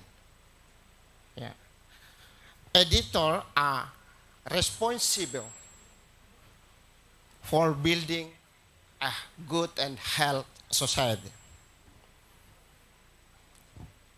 Fortunately, the editor's immense power is guided by press ethics, press law, and one more thing, local values.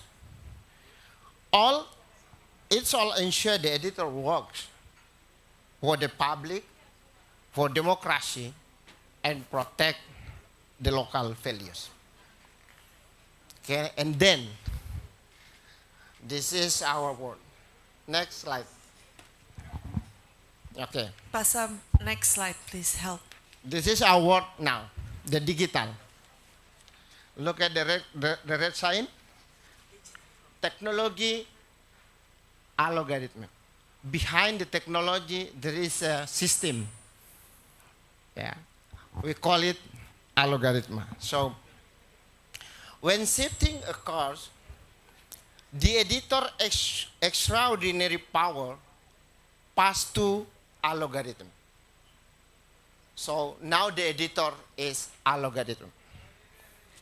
Since 70% of website audience coming from the platform. So actually the editor, the real editor is technology, the real editor is algorithm. The algorithm determines what the public should see and forget. Just same the power with the editor does. The big problem is the algorithm works on a global scale for all ethnic groups and all religions. Global society through algorithm proceed the same direction, forming a unified global village. I discussed with with my friend in a global tech company. I introduced this perspective and he told me, leave algorithm to the user, to their behavior.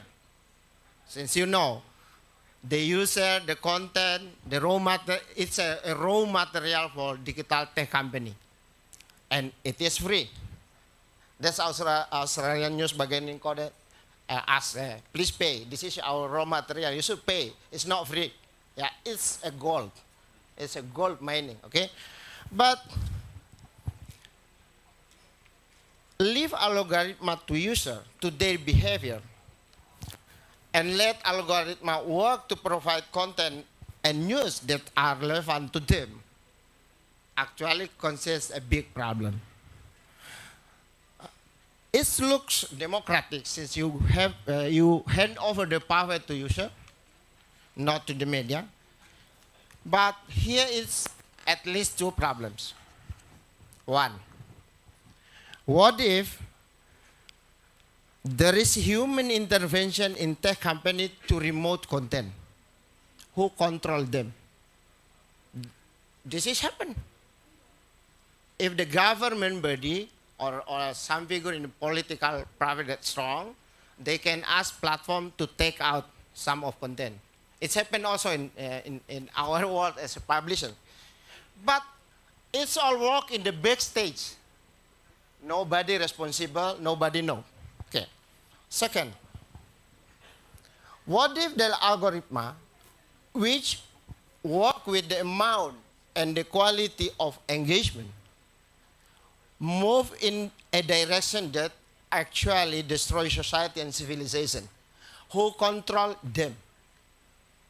That's the point when the editor or when algorithm take over the power of human editors. Next. The controls is there, not here. So that's algorithm, then it's a human editors, okay? Next, please. So, okay. Here is my big question at this forum. Who watch, who control the guys, the men behind algorithm? Since algorithm decide of what public would see and forgotten, who control them? Is Indonesia legislation, Indonesia president, Indonesia parliament, or should Malaysia parliament? Or should United States parliament? Who control these powerful guys? And who know them? Any of you know who is the man behind the algorithm? I want to state my important point. Okay.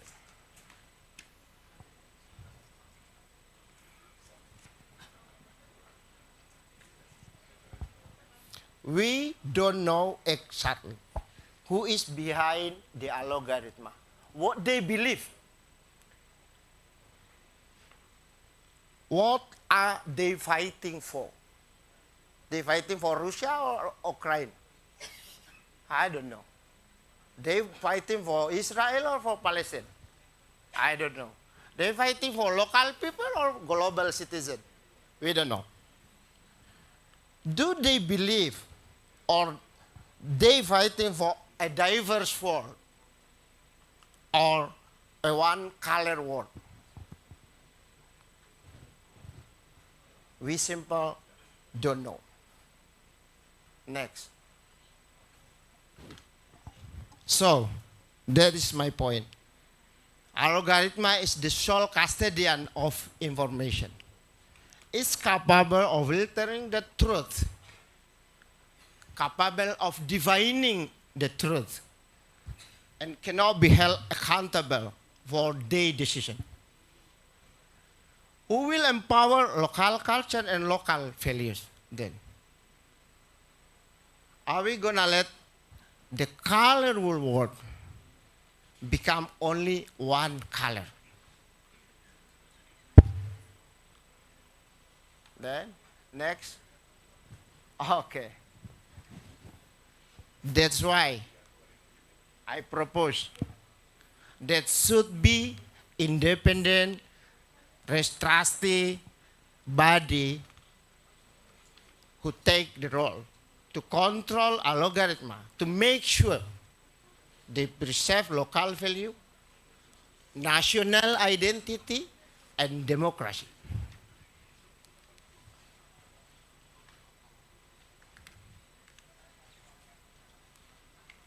Because we want to pass on a diverse world to our future generation.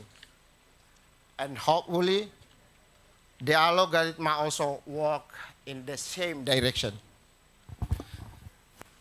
I close this presentation with, I think this is the famous quotation. Imagine the power of algorithm. And I think all of us remember the English historian named Lord Acton. Power tends to corrupt. Absolute power corrupt absolutely. Thank you. Thank you, Pak Dahlan, for your presentation in terms of making sure that the local value still be there with us, even though the AI taking so much. It's not about money at all. Yeah. Well, let's big applause to the speakers here first, and I want to check with the Pak Sam Oliver. Do we still have Professor Roth in the Zoom room? Yes.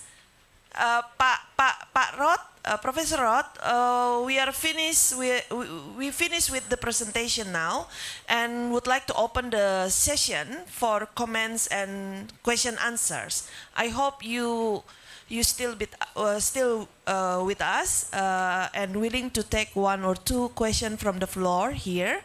And I would like to directly open the floor right now. If there is comment or questions from the floor right now, from the right side, middle side, the left side. Do we have hands up to raise questions? Okay, one from the left side. There is a lady, and then one from the right side. Can the technical officers help with the microphone, please, to make sure that the gentleman and the lady can connect with the audio in the Zoom room?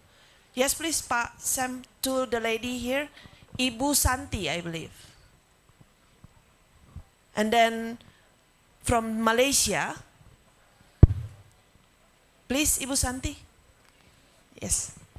Thank you for a very comprehensive presentations to all speakers.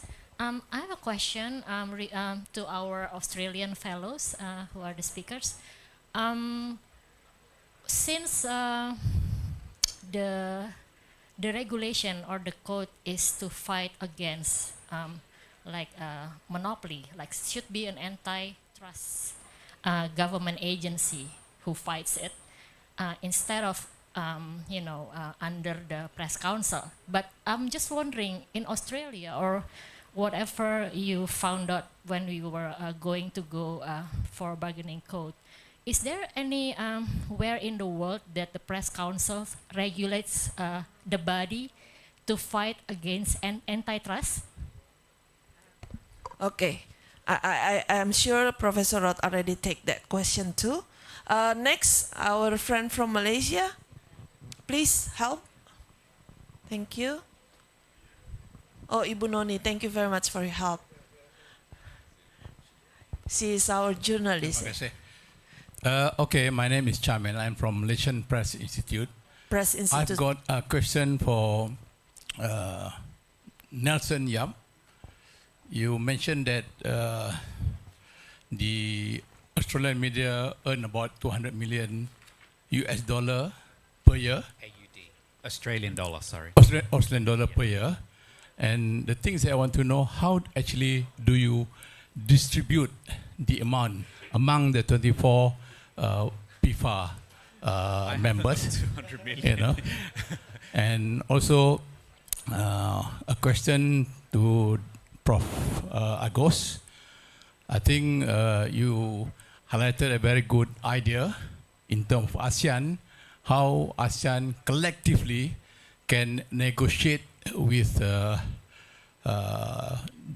technology big company. But do you have the legal framework to do that? For example, Australia has its own code, and Indonesia is, I think, progressing in advance to have that code.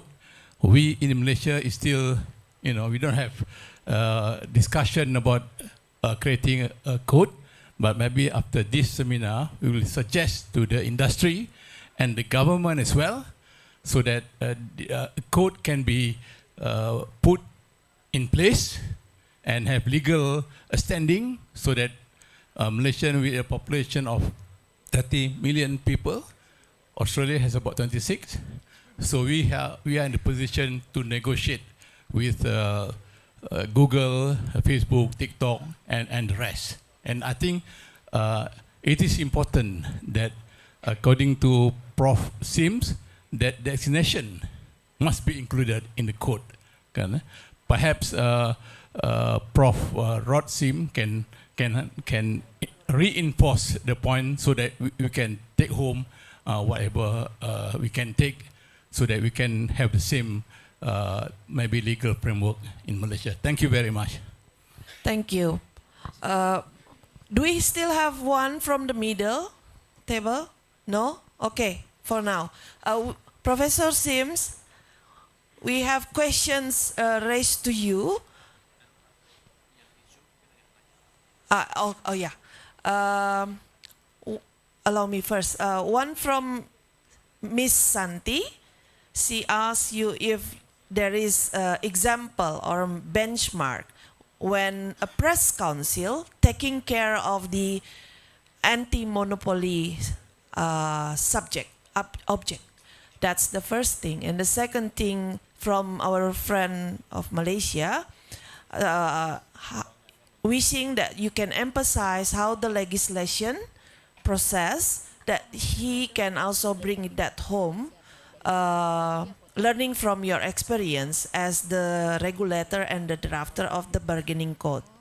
Well, maybe 1 or 2 points related to that. Allow me to also address the question also to Nelson Yap, also from Malaysia, about how to spending the money that you got. But do we have questions from the Zoom meeting? Friends from the Zoom meeting? Can Pak Sam show us? No? Nobody raise hand? Okay.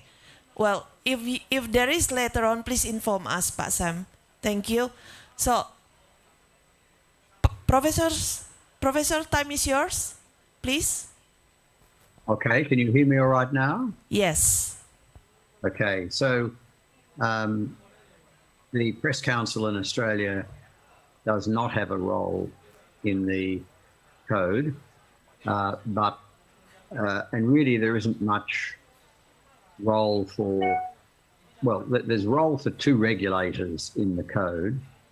Our media regulator, called the Australian Communications and Media Authority, it registers media organisations to be eligible to participate in the code, and then it chooses a panel of arbitrators who would arbitrate if called on to do so. The ACCC, the competition regulator, the equivalent in Indonesia is the KPPU, if I remember the initials well enough. We make sure that the companies, Facebook and Google, comply with the terms of the code. So if they were not to negotiate if they were not to accept the arbitration, then we could take them to court and there would be huge penalties attached to them. And if they kept not doing it, the penalties would continue and they would ultimately be in contempt of court. So those are the two roles being played by regulators in Australia. The Press Council in Australia does not have a role. As I mentioned earlier, Facebook and Google decided to do deals without being designated to avoid designation. So none of those provisions were ever needed, but the objective was achieved in the sense that deals were done, and the only objective of the code was that deals were done between Google and Facebook on the one hand and media businesses on the other. Now, in terms of the second question about how was the money distributed, it was negotiated by each media company or groups of media companies. So we have 4 large media companies in Australia: the Australian Broadcasting Commission, what's called 9, another organisation's called 7, and then we have News Limited, owned by Rupert Murdoch. So we have 4 main media companies. We have a whole lot of other media companies, some doing regional media, some doing multicultural media, as we talked about earlier, and then The Guardian, and a massive range of small media companies. They all did their own, either they negotiated individually or they negotiated separately, and the money they got came out of those negotiations. So there was never a question of government intervening in determining the amounts or distributing the money. It was up to individual negotiations. If Google and Facebook had not negotiated, they would have been designated under the code, and again, the money would have been determined by negotiation, or if that failed, arbitration by arbitrators who determine how much the Australian Broadcasting Commission got, how much Nine got, how much Murdoch, the News Limited got, and so on. So this was the whole purpose of the code, was to facilitate equal bargaining between Google and Facebook and the news media businesses, and that equal bargaining is brought about by ultimately the right to go to arbitration to get an arbitrated outcome if deals couldn't be negotiated. So it's all about individual deals, not government intervention.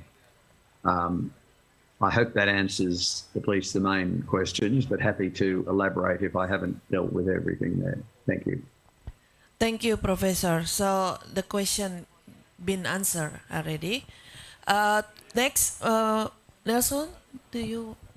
Yes, just regarding that, absolutely, as Rod said, Professor Sim said, the $200 million is a total of all the different amounts that the different media companies, over $200 million, sorry, is a total of all the different companies that have negotiated, or what we believe to be. So in terms of our 24, we can't reveal how much we got because we signed an NDA, and so did the other media companies too. So the $200 million figure is more sort of from what public records suggest. So, but absolutely, it has made a huge difference. I actually said this last night to Chelsea, that, you know, before our industry in Australia was losing journalists. Newsrooms were closing, where we're not having enough, businesses could not employ journalists. But what we've seen now from this $200 million that we have gained for the publishers is that now journalists, we actually don't have enough to employ. There's huge demand for journalists now in our country. So that's created a thriving, media industry again, or sort of helped create that thriving media industry again. And for individual 24 publishers, it means smaller communities, publishers publish, on science, climate change, women's agenda, NGO, all these publications now can focus on the topics that are sometimes not covered by mainstream media. And yeah, and I want to emphasize again, I think the importance of sticking together, regardless of our differences, whether you're from a left, center, or right-leaning newspaper, or the borders, between Indonesia, Malaysia, etc. It's very important that we all stick together because we can achieve a lot more. Particularly Indonesia is the third largest democracy in the world. If Indonesia can achieve this, it will be tremendous, I think, step forward for everyone, for the global community to see that the world's third largest democracy has passed a law to sustain and help its news businesses. Thank you. Thank you. Very kind word. Pak Agus, Dr. Agus, please. Yeah, when we meet with colleagues from UK, AU, and also from Australia, they always talk about the need of networking, the need of work together, dealing with the giant global digital platform. So, and we already discussed this idea with a friend from Cambodia and also from another country when CIG have a general meeting in Bali last year. So, and of course we can share our draft for you. And I think Indonesia and Malaysia is a unique entity in this thing because we have quite similar language. I think we need, for example, the idea to set up a search engine in Bahasa Melayu like that. So we have unique relation, and I think if we can work together in this context, how to build fair, balanced, and transparent economy, technology, and news relation between publisher and the giant global digital platform is very important. So, because the Google, Facebook is the giant one, the giant.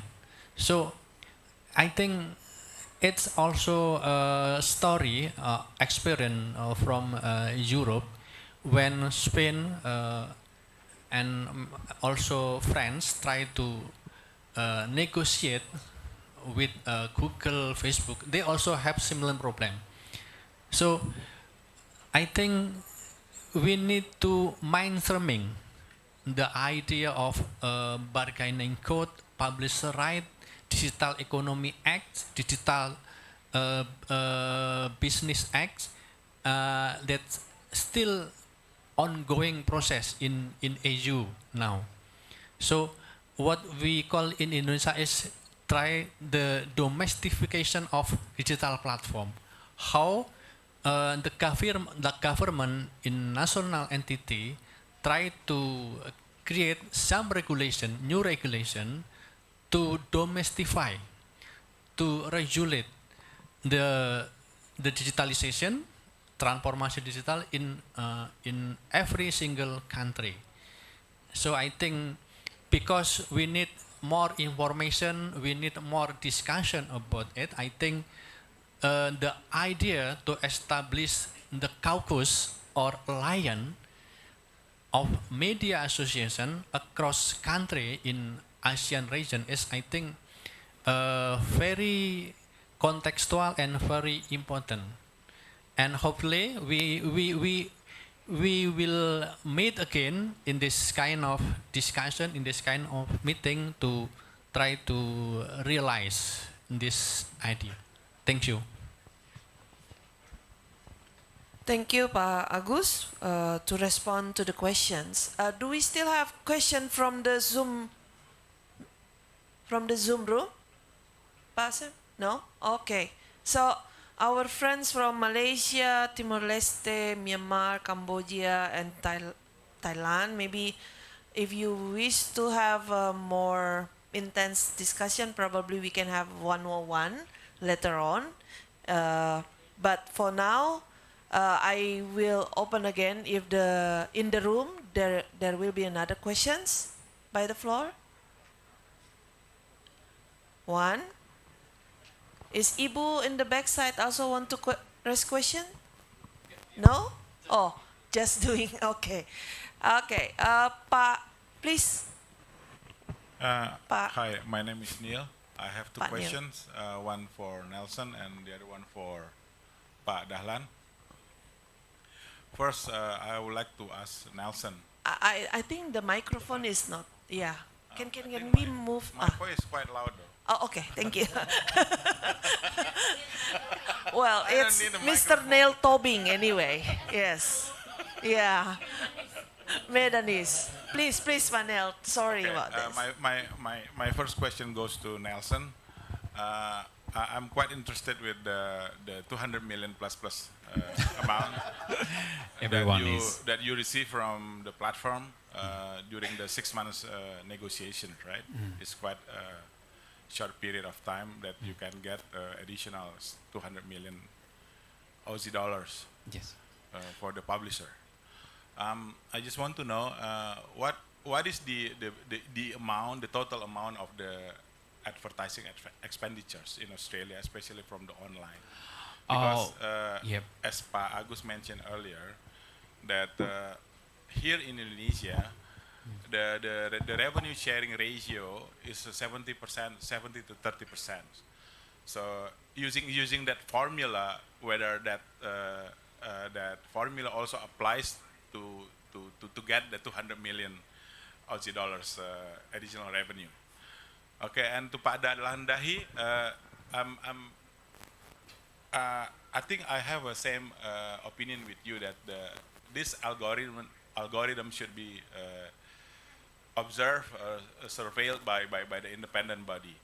What do you think the most appropriate body in Indonesia, whether we have to establish a new one or we can use the existing one? Because what I know from the draft submitted by the Cominfo, that I think Santi mentioned earlier that it will be regulated under the Press Council, whether Dewan Pers, I believe, has no authority to regulate a business issues of the publishers. Thank you. Hi. Yeah, I in terms of revenue, digital advertising revenue that the digital platforms make in Australia, I just quickly Googled, and Google makes about, I think last year was, up until May 2022 was 1.4 billion Australian dollars, and Facebook was 1 billion Australian dollars. So I am not aware of the sort of digital advertising revenue sharing that is in Australia. I'm not sure how that goes. But in terms of the $200 million that all of the publishers, we all secured across Australia, that is, it comes down to individual negotiations. So it's very difficult to say what each individual publisher or group of publishers, how they negotiated with them to arrive at whatever amount that they did. Obviously, Google and Facebook have their own formula on what they think each publisher should get, and then the publisher would then say, well, actually I disagree or I agree, and then you go back and forth. And so, but there is no specific model, and I suppose if the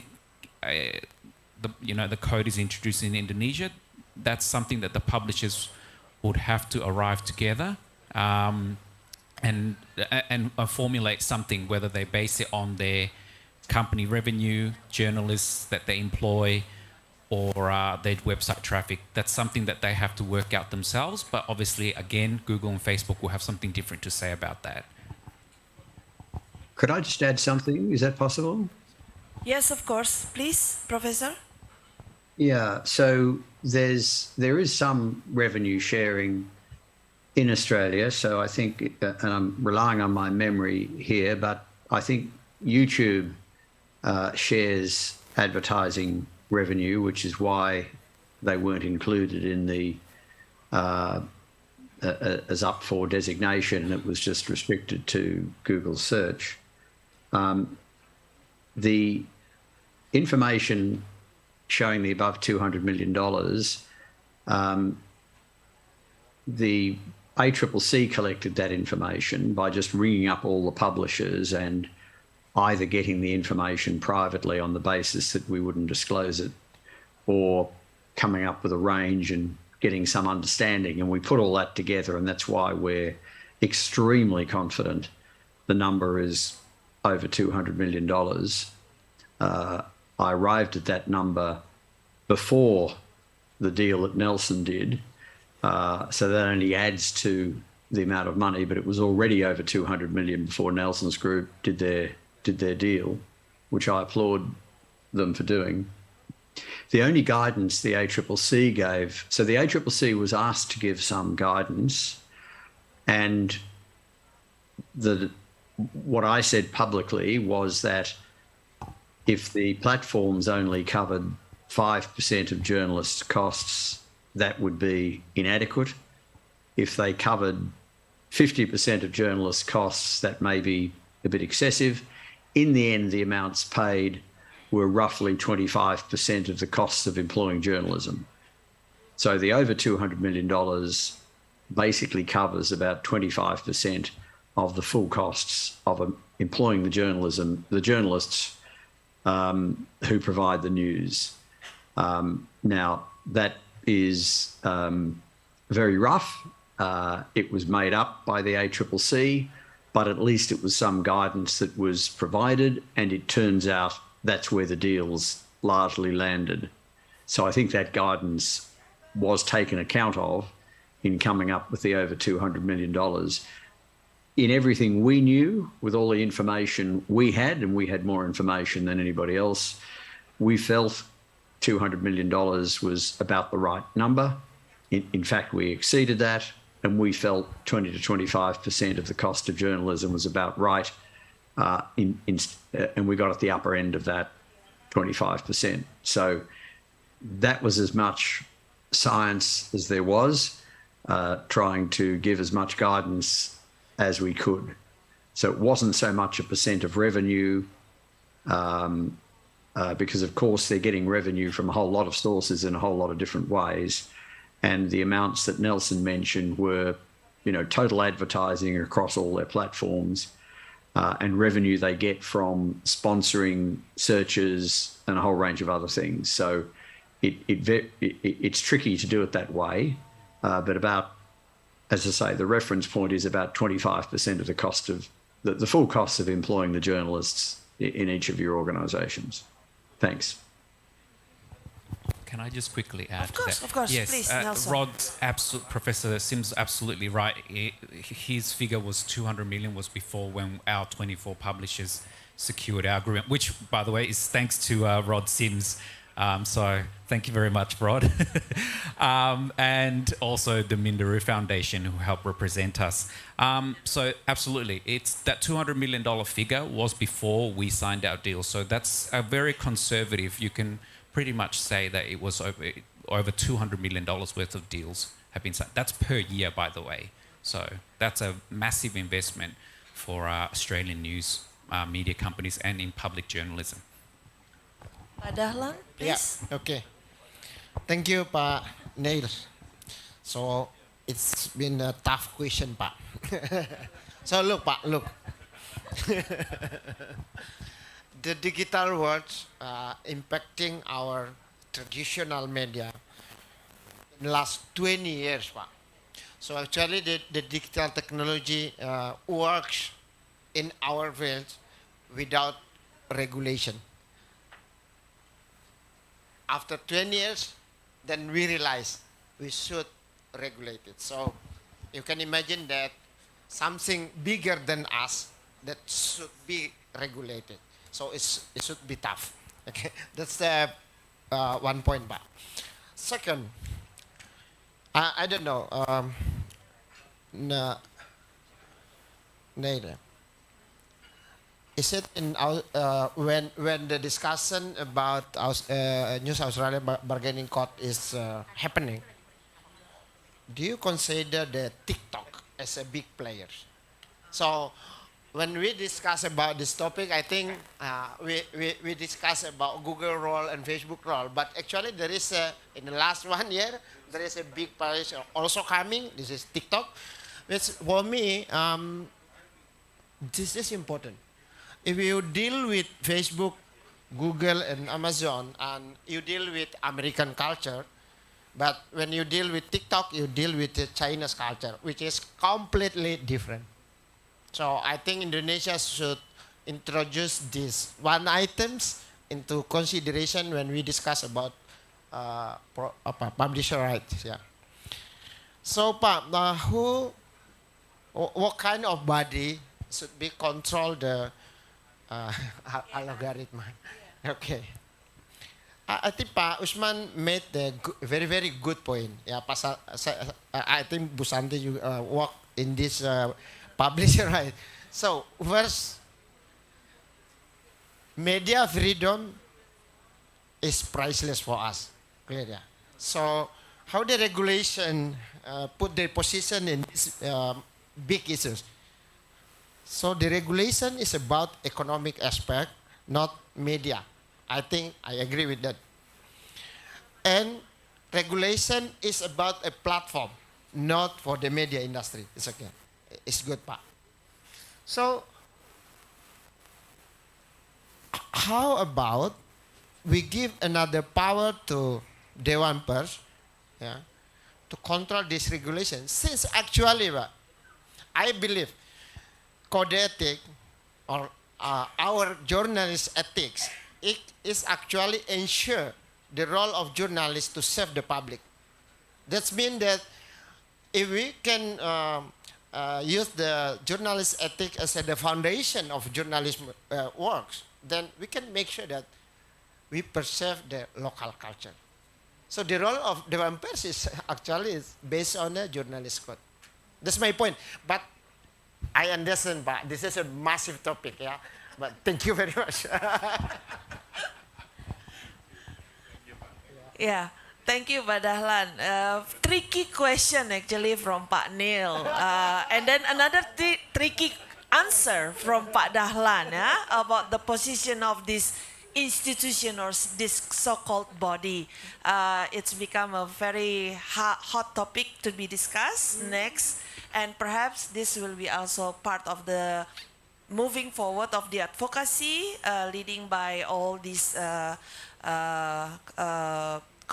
media community, and not only in Jakarta, because it's also encouraging the local media. Pak Nelson, perhaps when you said the experience from your organization, you said independent and local news publishers.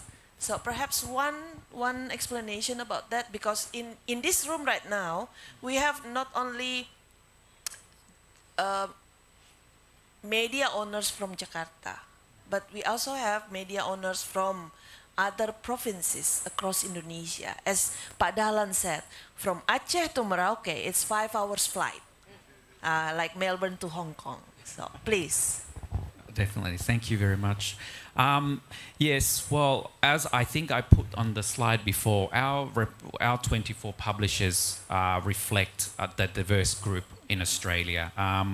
From our group, I think on the list there was Yanchep News, which was a very small newspaper in a regional town. I would say it's about 15,000. So it's a very small regional town. So that's the only paper in town. And then there's Narracourt News as well, which is part of our group. So again, they represent around 15,000, I believe. Now, Narracourt News was actually started after ACM, Australian Community Newspaper, closed down their newsroom in that town. So the owner of Narracourt News realised that there was no local publisher to provide local news anymore to all the people who live in that area. So he started the publication Narrow Court News, and then to serve the community, and then we've got also Australian rural and regional newspapers.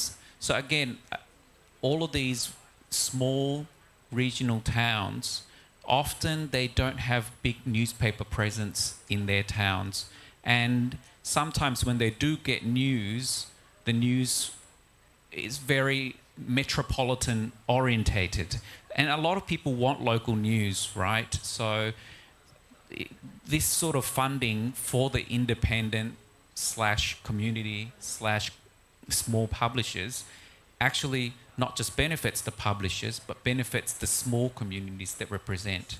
Yeah. Thank you, Nelson. So we must encourage our local newspapers need to be endorsed and growing. As what Pak Dahlan also said, Tribun also coming from very small and combined to be together as a network. So allow me from the left side, if just one more time to check in the Zoom room, do we have questions? Pak Sam Oliver, do we have? No? Okay. So from the Zoom room, nobody raised questions for the speakers and the panelists, and Professor Roth still with us. But actually, the session allow us to end by 12 noon. But because there is no more questions for now, and perhaps you prefer to have one-on-one dialogue with the speakers here, sometimes shy maybe, yeah? Nelson is very kind to be open with us.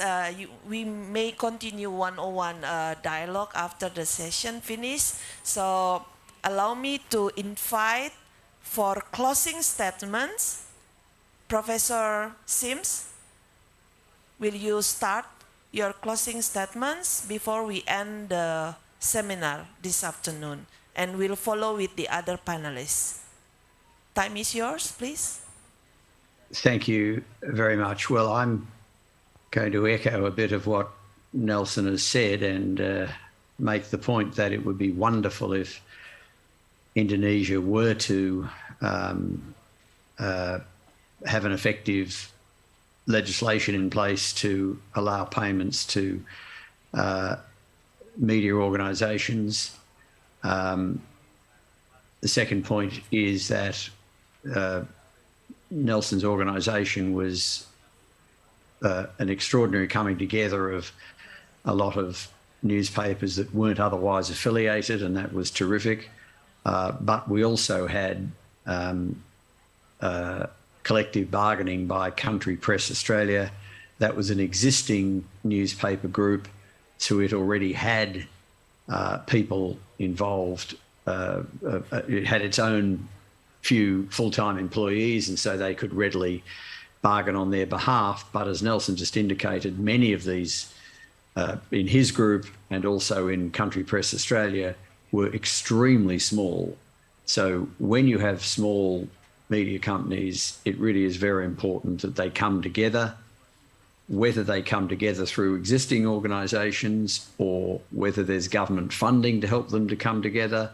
In Nelson's case, it was the Minderoo Foundation, a philanthropic foundation, which was terrific for them to do that. But unless there's an existing media organisation to do the negotiations, then there needs to be some assistance to allow people to be employed to negotiate on their behalf. Finally, in relation to TikTok and Apple News, the ACCC did the work to present the need for the code from 2018 to early 2019. At that time, it was really Google and Facebook that were dominant. In Australia, at least, it's only later that TikTok has become relevant, and of course Apple News as well. So if we were doing the study now, I dare say TikTok and Apple News would be included. I think when the government gets around to reconsidering the code, as I say, it's a new government, has not even been in power for a year now, got many priorities. I suspect when the code is looked at, it will be extended to other companies beyond Google and Facebook. But the key issue, as Nelson has said, and I want to emphasize, is media coming together to call for the code, to call for negotiation, arbitration, to call for the fact that if you do a deal with one company, you do a deal with the lot. The Australian legislation is there to be copied. The Canadians are largely copying it. So the framework is in place, but all media need to come together to call for it. Now, I think from what was said earlier, that's happening. It'd be good to understand more about exactly what's happening, but it sounds like, given what was stated earlier, that you are on track to have legislation put in place. I really hope that's the case, because it will help journalism in Indonesia, help Indonesian democracy, and set a great benchmark for the world. Indonesia is a much larger country than Australia. If Indonesia can do it as well, I think Canada's going to do it. We really then have momentum for this to happen all around the world. So I wish everybody all the best in bringing about legislation to make sure that media is sustained in Indonesia. Thank you. Thank you, And thank you for the Professor. Big invitation. applause to you. Very encouraging word and a kind word towards the Indonesian advocacy team to continue working on the advocacy to have the press regulation. I mean the bargaining code version of the Indonesian version to be happen soon. So very good time for you, Professor, and enjoy your holiday. Really thankful for your time with us.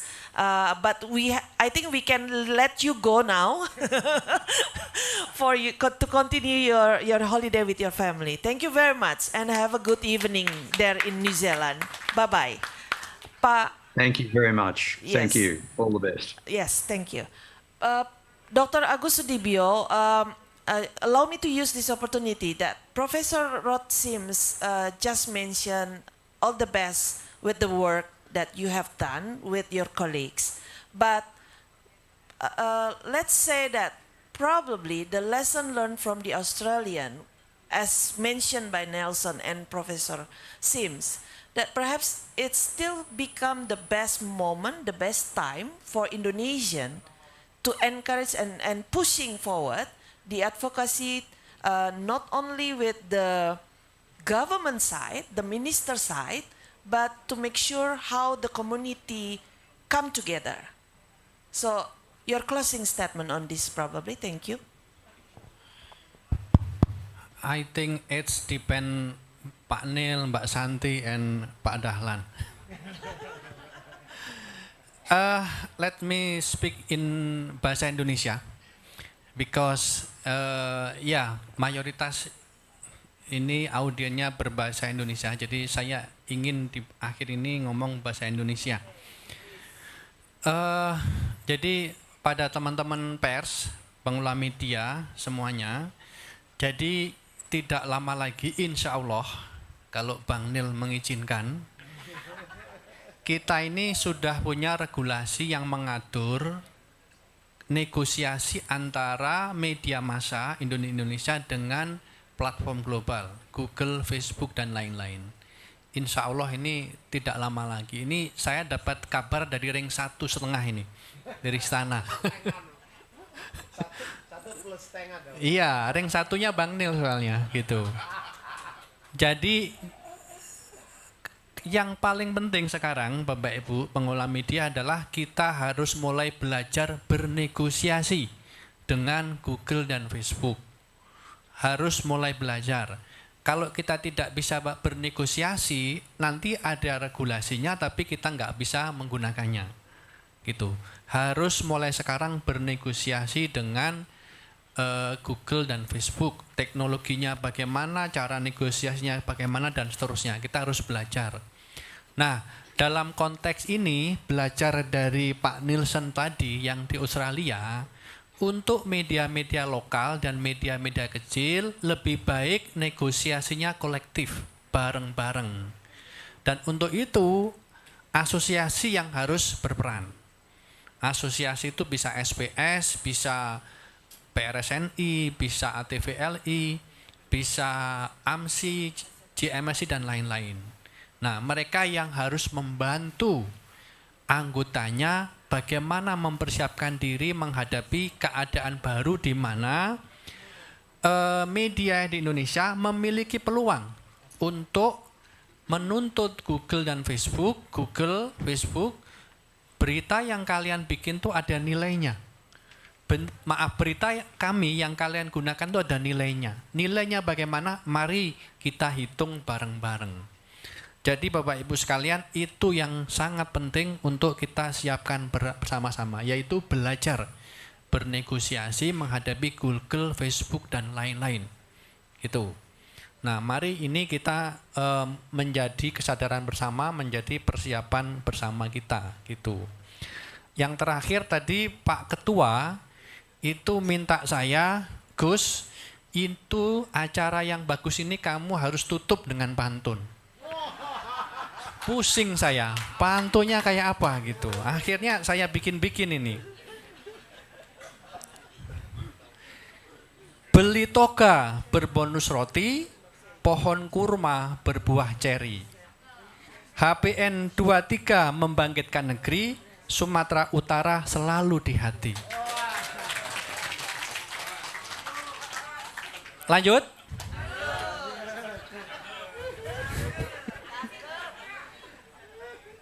Di kota Medan kita beli tasbih.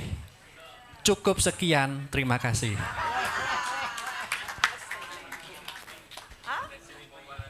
Oh, mau balas. You want to respond it? Oh, our friend from Malaysia. Ini lokal perspektif. Oh, from Ya. Sabah. Ya, nama saya Lee Chong dari Sabah, Pulau Borneo. Nah, kita berjiran dengan Nusantara di Kalimantan. Selepas Pak Jokowi umumkan Nusantara di Kaltim itu, saya pusing keliling ke seluruh Kalimantan, Kota Kinabalu. Pusing itu maksudnya jalan-jalan. putar-putar. Keliling, putar-putar. Putar-putar. Oke. Round-round. Kita keliling satu Malaysia, it's pusing. Kalimantan. But it's Dari round, Sabah, getting Kota round. Kinabalu, saya pesawat ke Kuching. Kemudian dari Kuching ke Pontianak, jalan darat ke Singkawang. Di Singkawang rupanya satu tempat yang cukup menarik. Ceweknya cantik belaka. Dari Singkawang kita kembali ke Pontianak dan dari Pontianak kita ambil pesawat ke Medan. Saya dari Medan waktu itu jalan daratnya lebih 4 jam ke Samarinda. So daripada Balikpapan ke Samarinda dengan jalan darat 4 jam, dan dari Samarinda Pak Gubernur izinkan kami untuk lalu di jalan tol yang baru belum siap waktu itu, dan jalannya cuma dalam 60 menit dah daripada Samarinda ke Balikpapan. Langsung daripada Balikpapan saya ke Tarakan dan kembali ke Nunukan, selepas itu ke Tawau Sabah dan balik ke Kota Kinabalu. Jadi sempena HPN ini kali ketiga saya hadir untuk HPN. Yang pertama di Padang, kemudian di Surabaya. Selang 3 tahun saya tidak kesempatan untuk hadir, tapi Pak Presiden Datuk Mokhtar sering hadir ke setiap HPN di seluruh tempatnya, dan yang terakhir di Sulawesi. Waktu ini kita sangat bertuah sebab diundang agak ramai juga lah, 23 delegasi daripada Malaysia, dan kami sangat berbangga dengan jemputan ini. Jadi Pak Atal berucap tadi dengan pantun, kemudian penutup dengan pantun. Saya tergerak juga untuk mengucap terima kasih dengan pantun spontan yang kita hasilkan inilah. Kota Medan berbukit-bukit. Benar ya? Oke. Adapun bukit jauh di seberang. Jasa HPN bukan sedikit dari dulu sampai sekarang. Tadi pagi kami breakfast, kebetulan saya makan ubi dan juga pisang lah. Bila nampak pisang itu saya teringat satu pantun Melayu. pisang emas bawah belayar, masak sebiji di atas peti. Hutang emas pada HPN boleh dibayar, tapi hutang budi tuan puan di Medan akan dibawa mati. Terima kasih. So,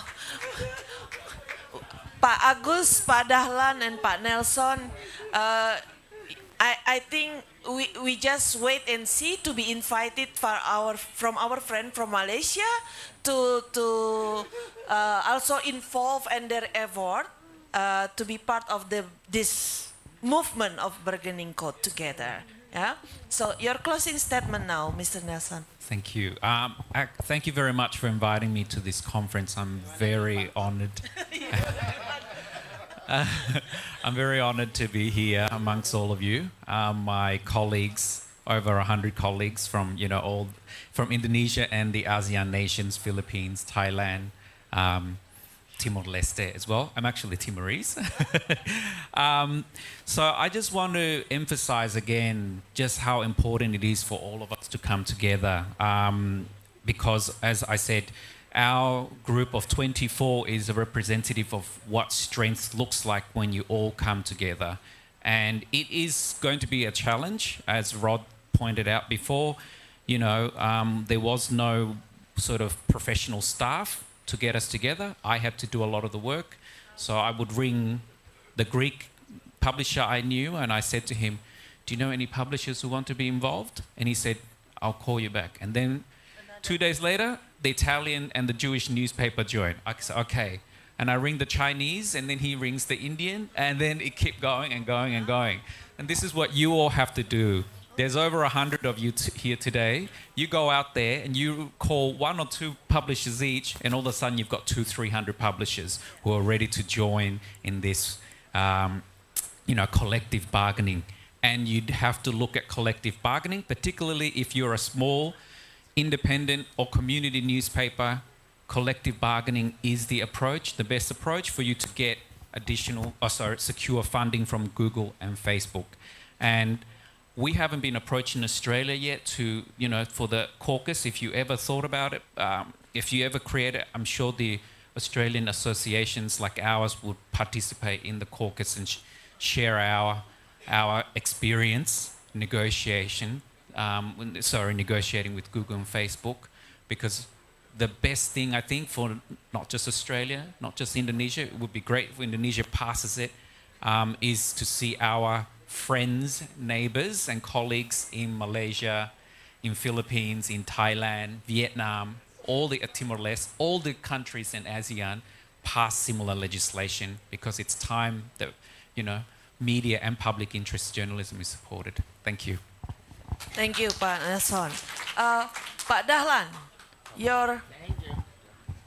Karena saya mau bikin pantun, saya bahasa Indonesia saja. Oke, bahasa Indonesia. Sebab pantun hanya dimengerti oleh yang mengerti lokal perspektif, Pak. So I think Nelson is hard to understand what is pantun. Yeah, of course, because this is a local heritage ya. So saya tutup dengan pantun. Media itu saya rasa pekerjaan besarnya bukan membuat berita, Mbak Santi ya. Kita bikin Indonesia Digital Association dan kita menemukan masalah ini. Bukan tentang bikin berita, bukan tentang mengelola media, tapi tentang bersatu. Susah sekali media di Indonesia bersatu. Nah, jadi kita mencintai Medan United, mari bikin Media United. Makasih. Too quick, too short. I haven't get my drink yet. Oke, cakep pokoknya, cakep ya. So, thank you Pak Dahlan Dahi, Pak Nelson Yap, Pak Agus Sudibyo, and also Pak Rod Sims right now in New Zealand, for all your times and valuable knowledge to be shared with us during the National Press Day celebration today. And of course, we also grateful for your presence here in the room together with us from the beginning up to the end right now. And just to make one short statement to close this, the the topic of digital disruption and sustainable media ecosystem governance propose not only for the current situation, but it will be moving forward together, and there is a proposal from all the speakers and even from the floor, coming from all of you, that we must come together, and not only in Jakarta, but also across Aceh until Merauke, and we cross the border because we are global village anyway. Our friends from Thailand, our friends from Malaysia, our friends from Philippines and Timor-Leste and also Myanmar, they also having similar problem, and we map that problem. And the only thing that we can move forward with, the obstacle right now what we have is when we propose to have what Pak Dahlan said before, just now, a united between us. So allow me to close this with the testament. Thank you very much for all your attention, and my apology if there is a mistake in leading and chairing this seminar. I thank you. I give back to the MC. Do we have something proposed? No? Yes, please. Thank you, Mr. Chelsea. Ladies and gentlemen, now we would like to go to the next agenda. It is the token appreciation, and the token appreciation will be presented by the organizing committee by Mrs. Helena Rea from BBC Media Action to the distinguished speakers at the session. Would you please come forward?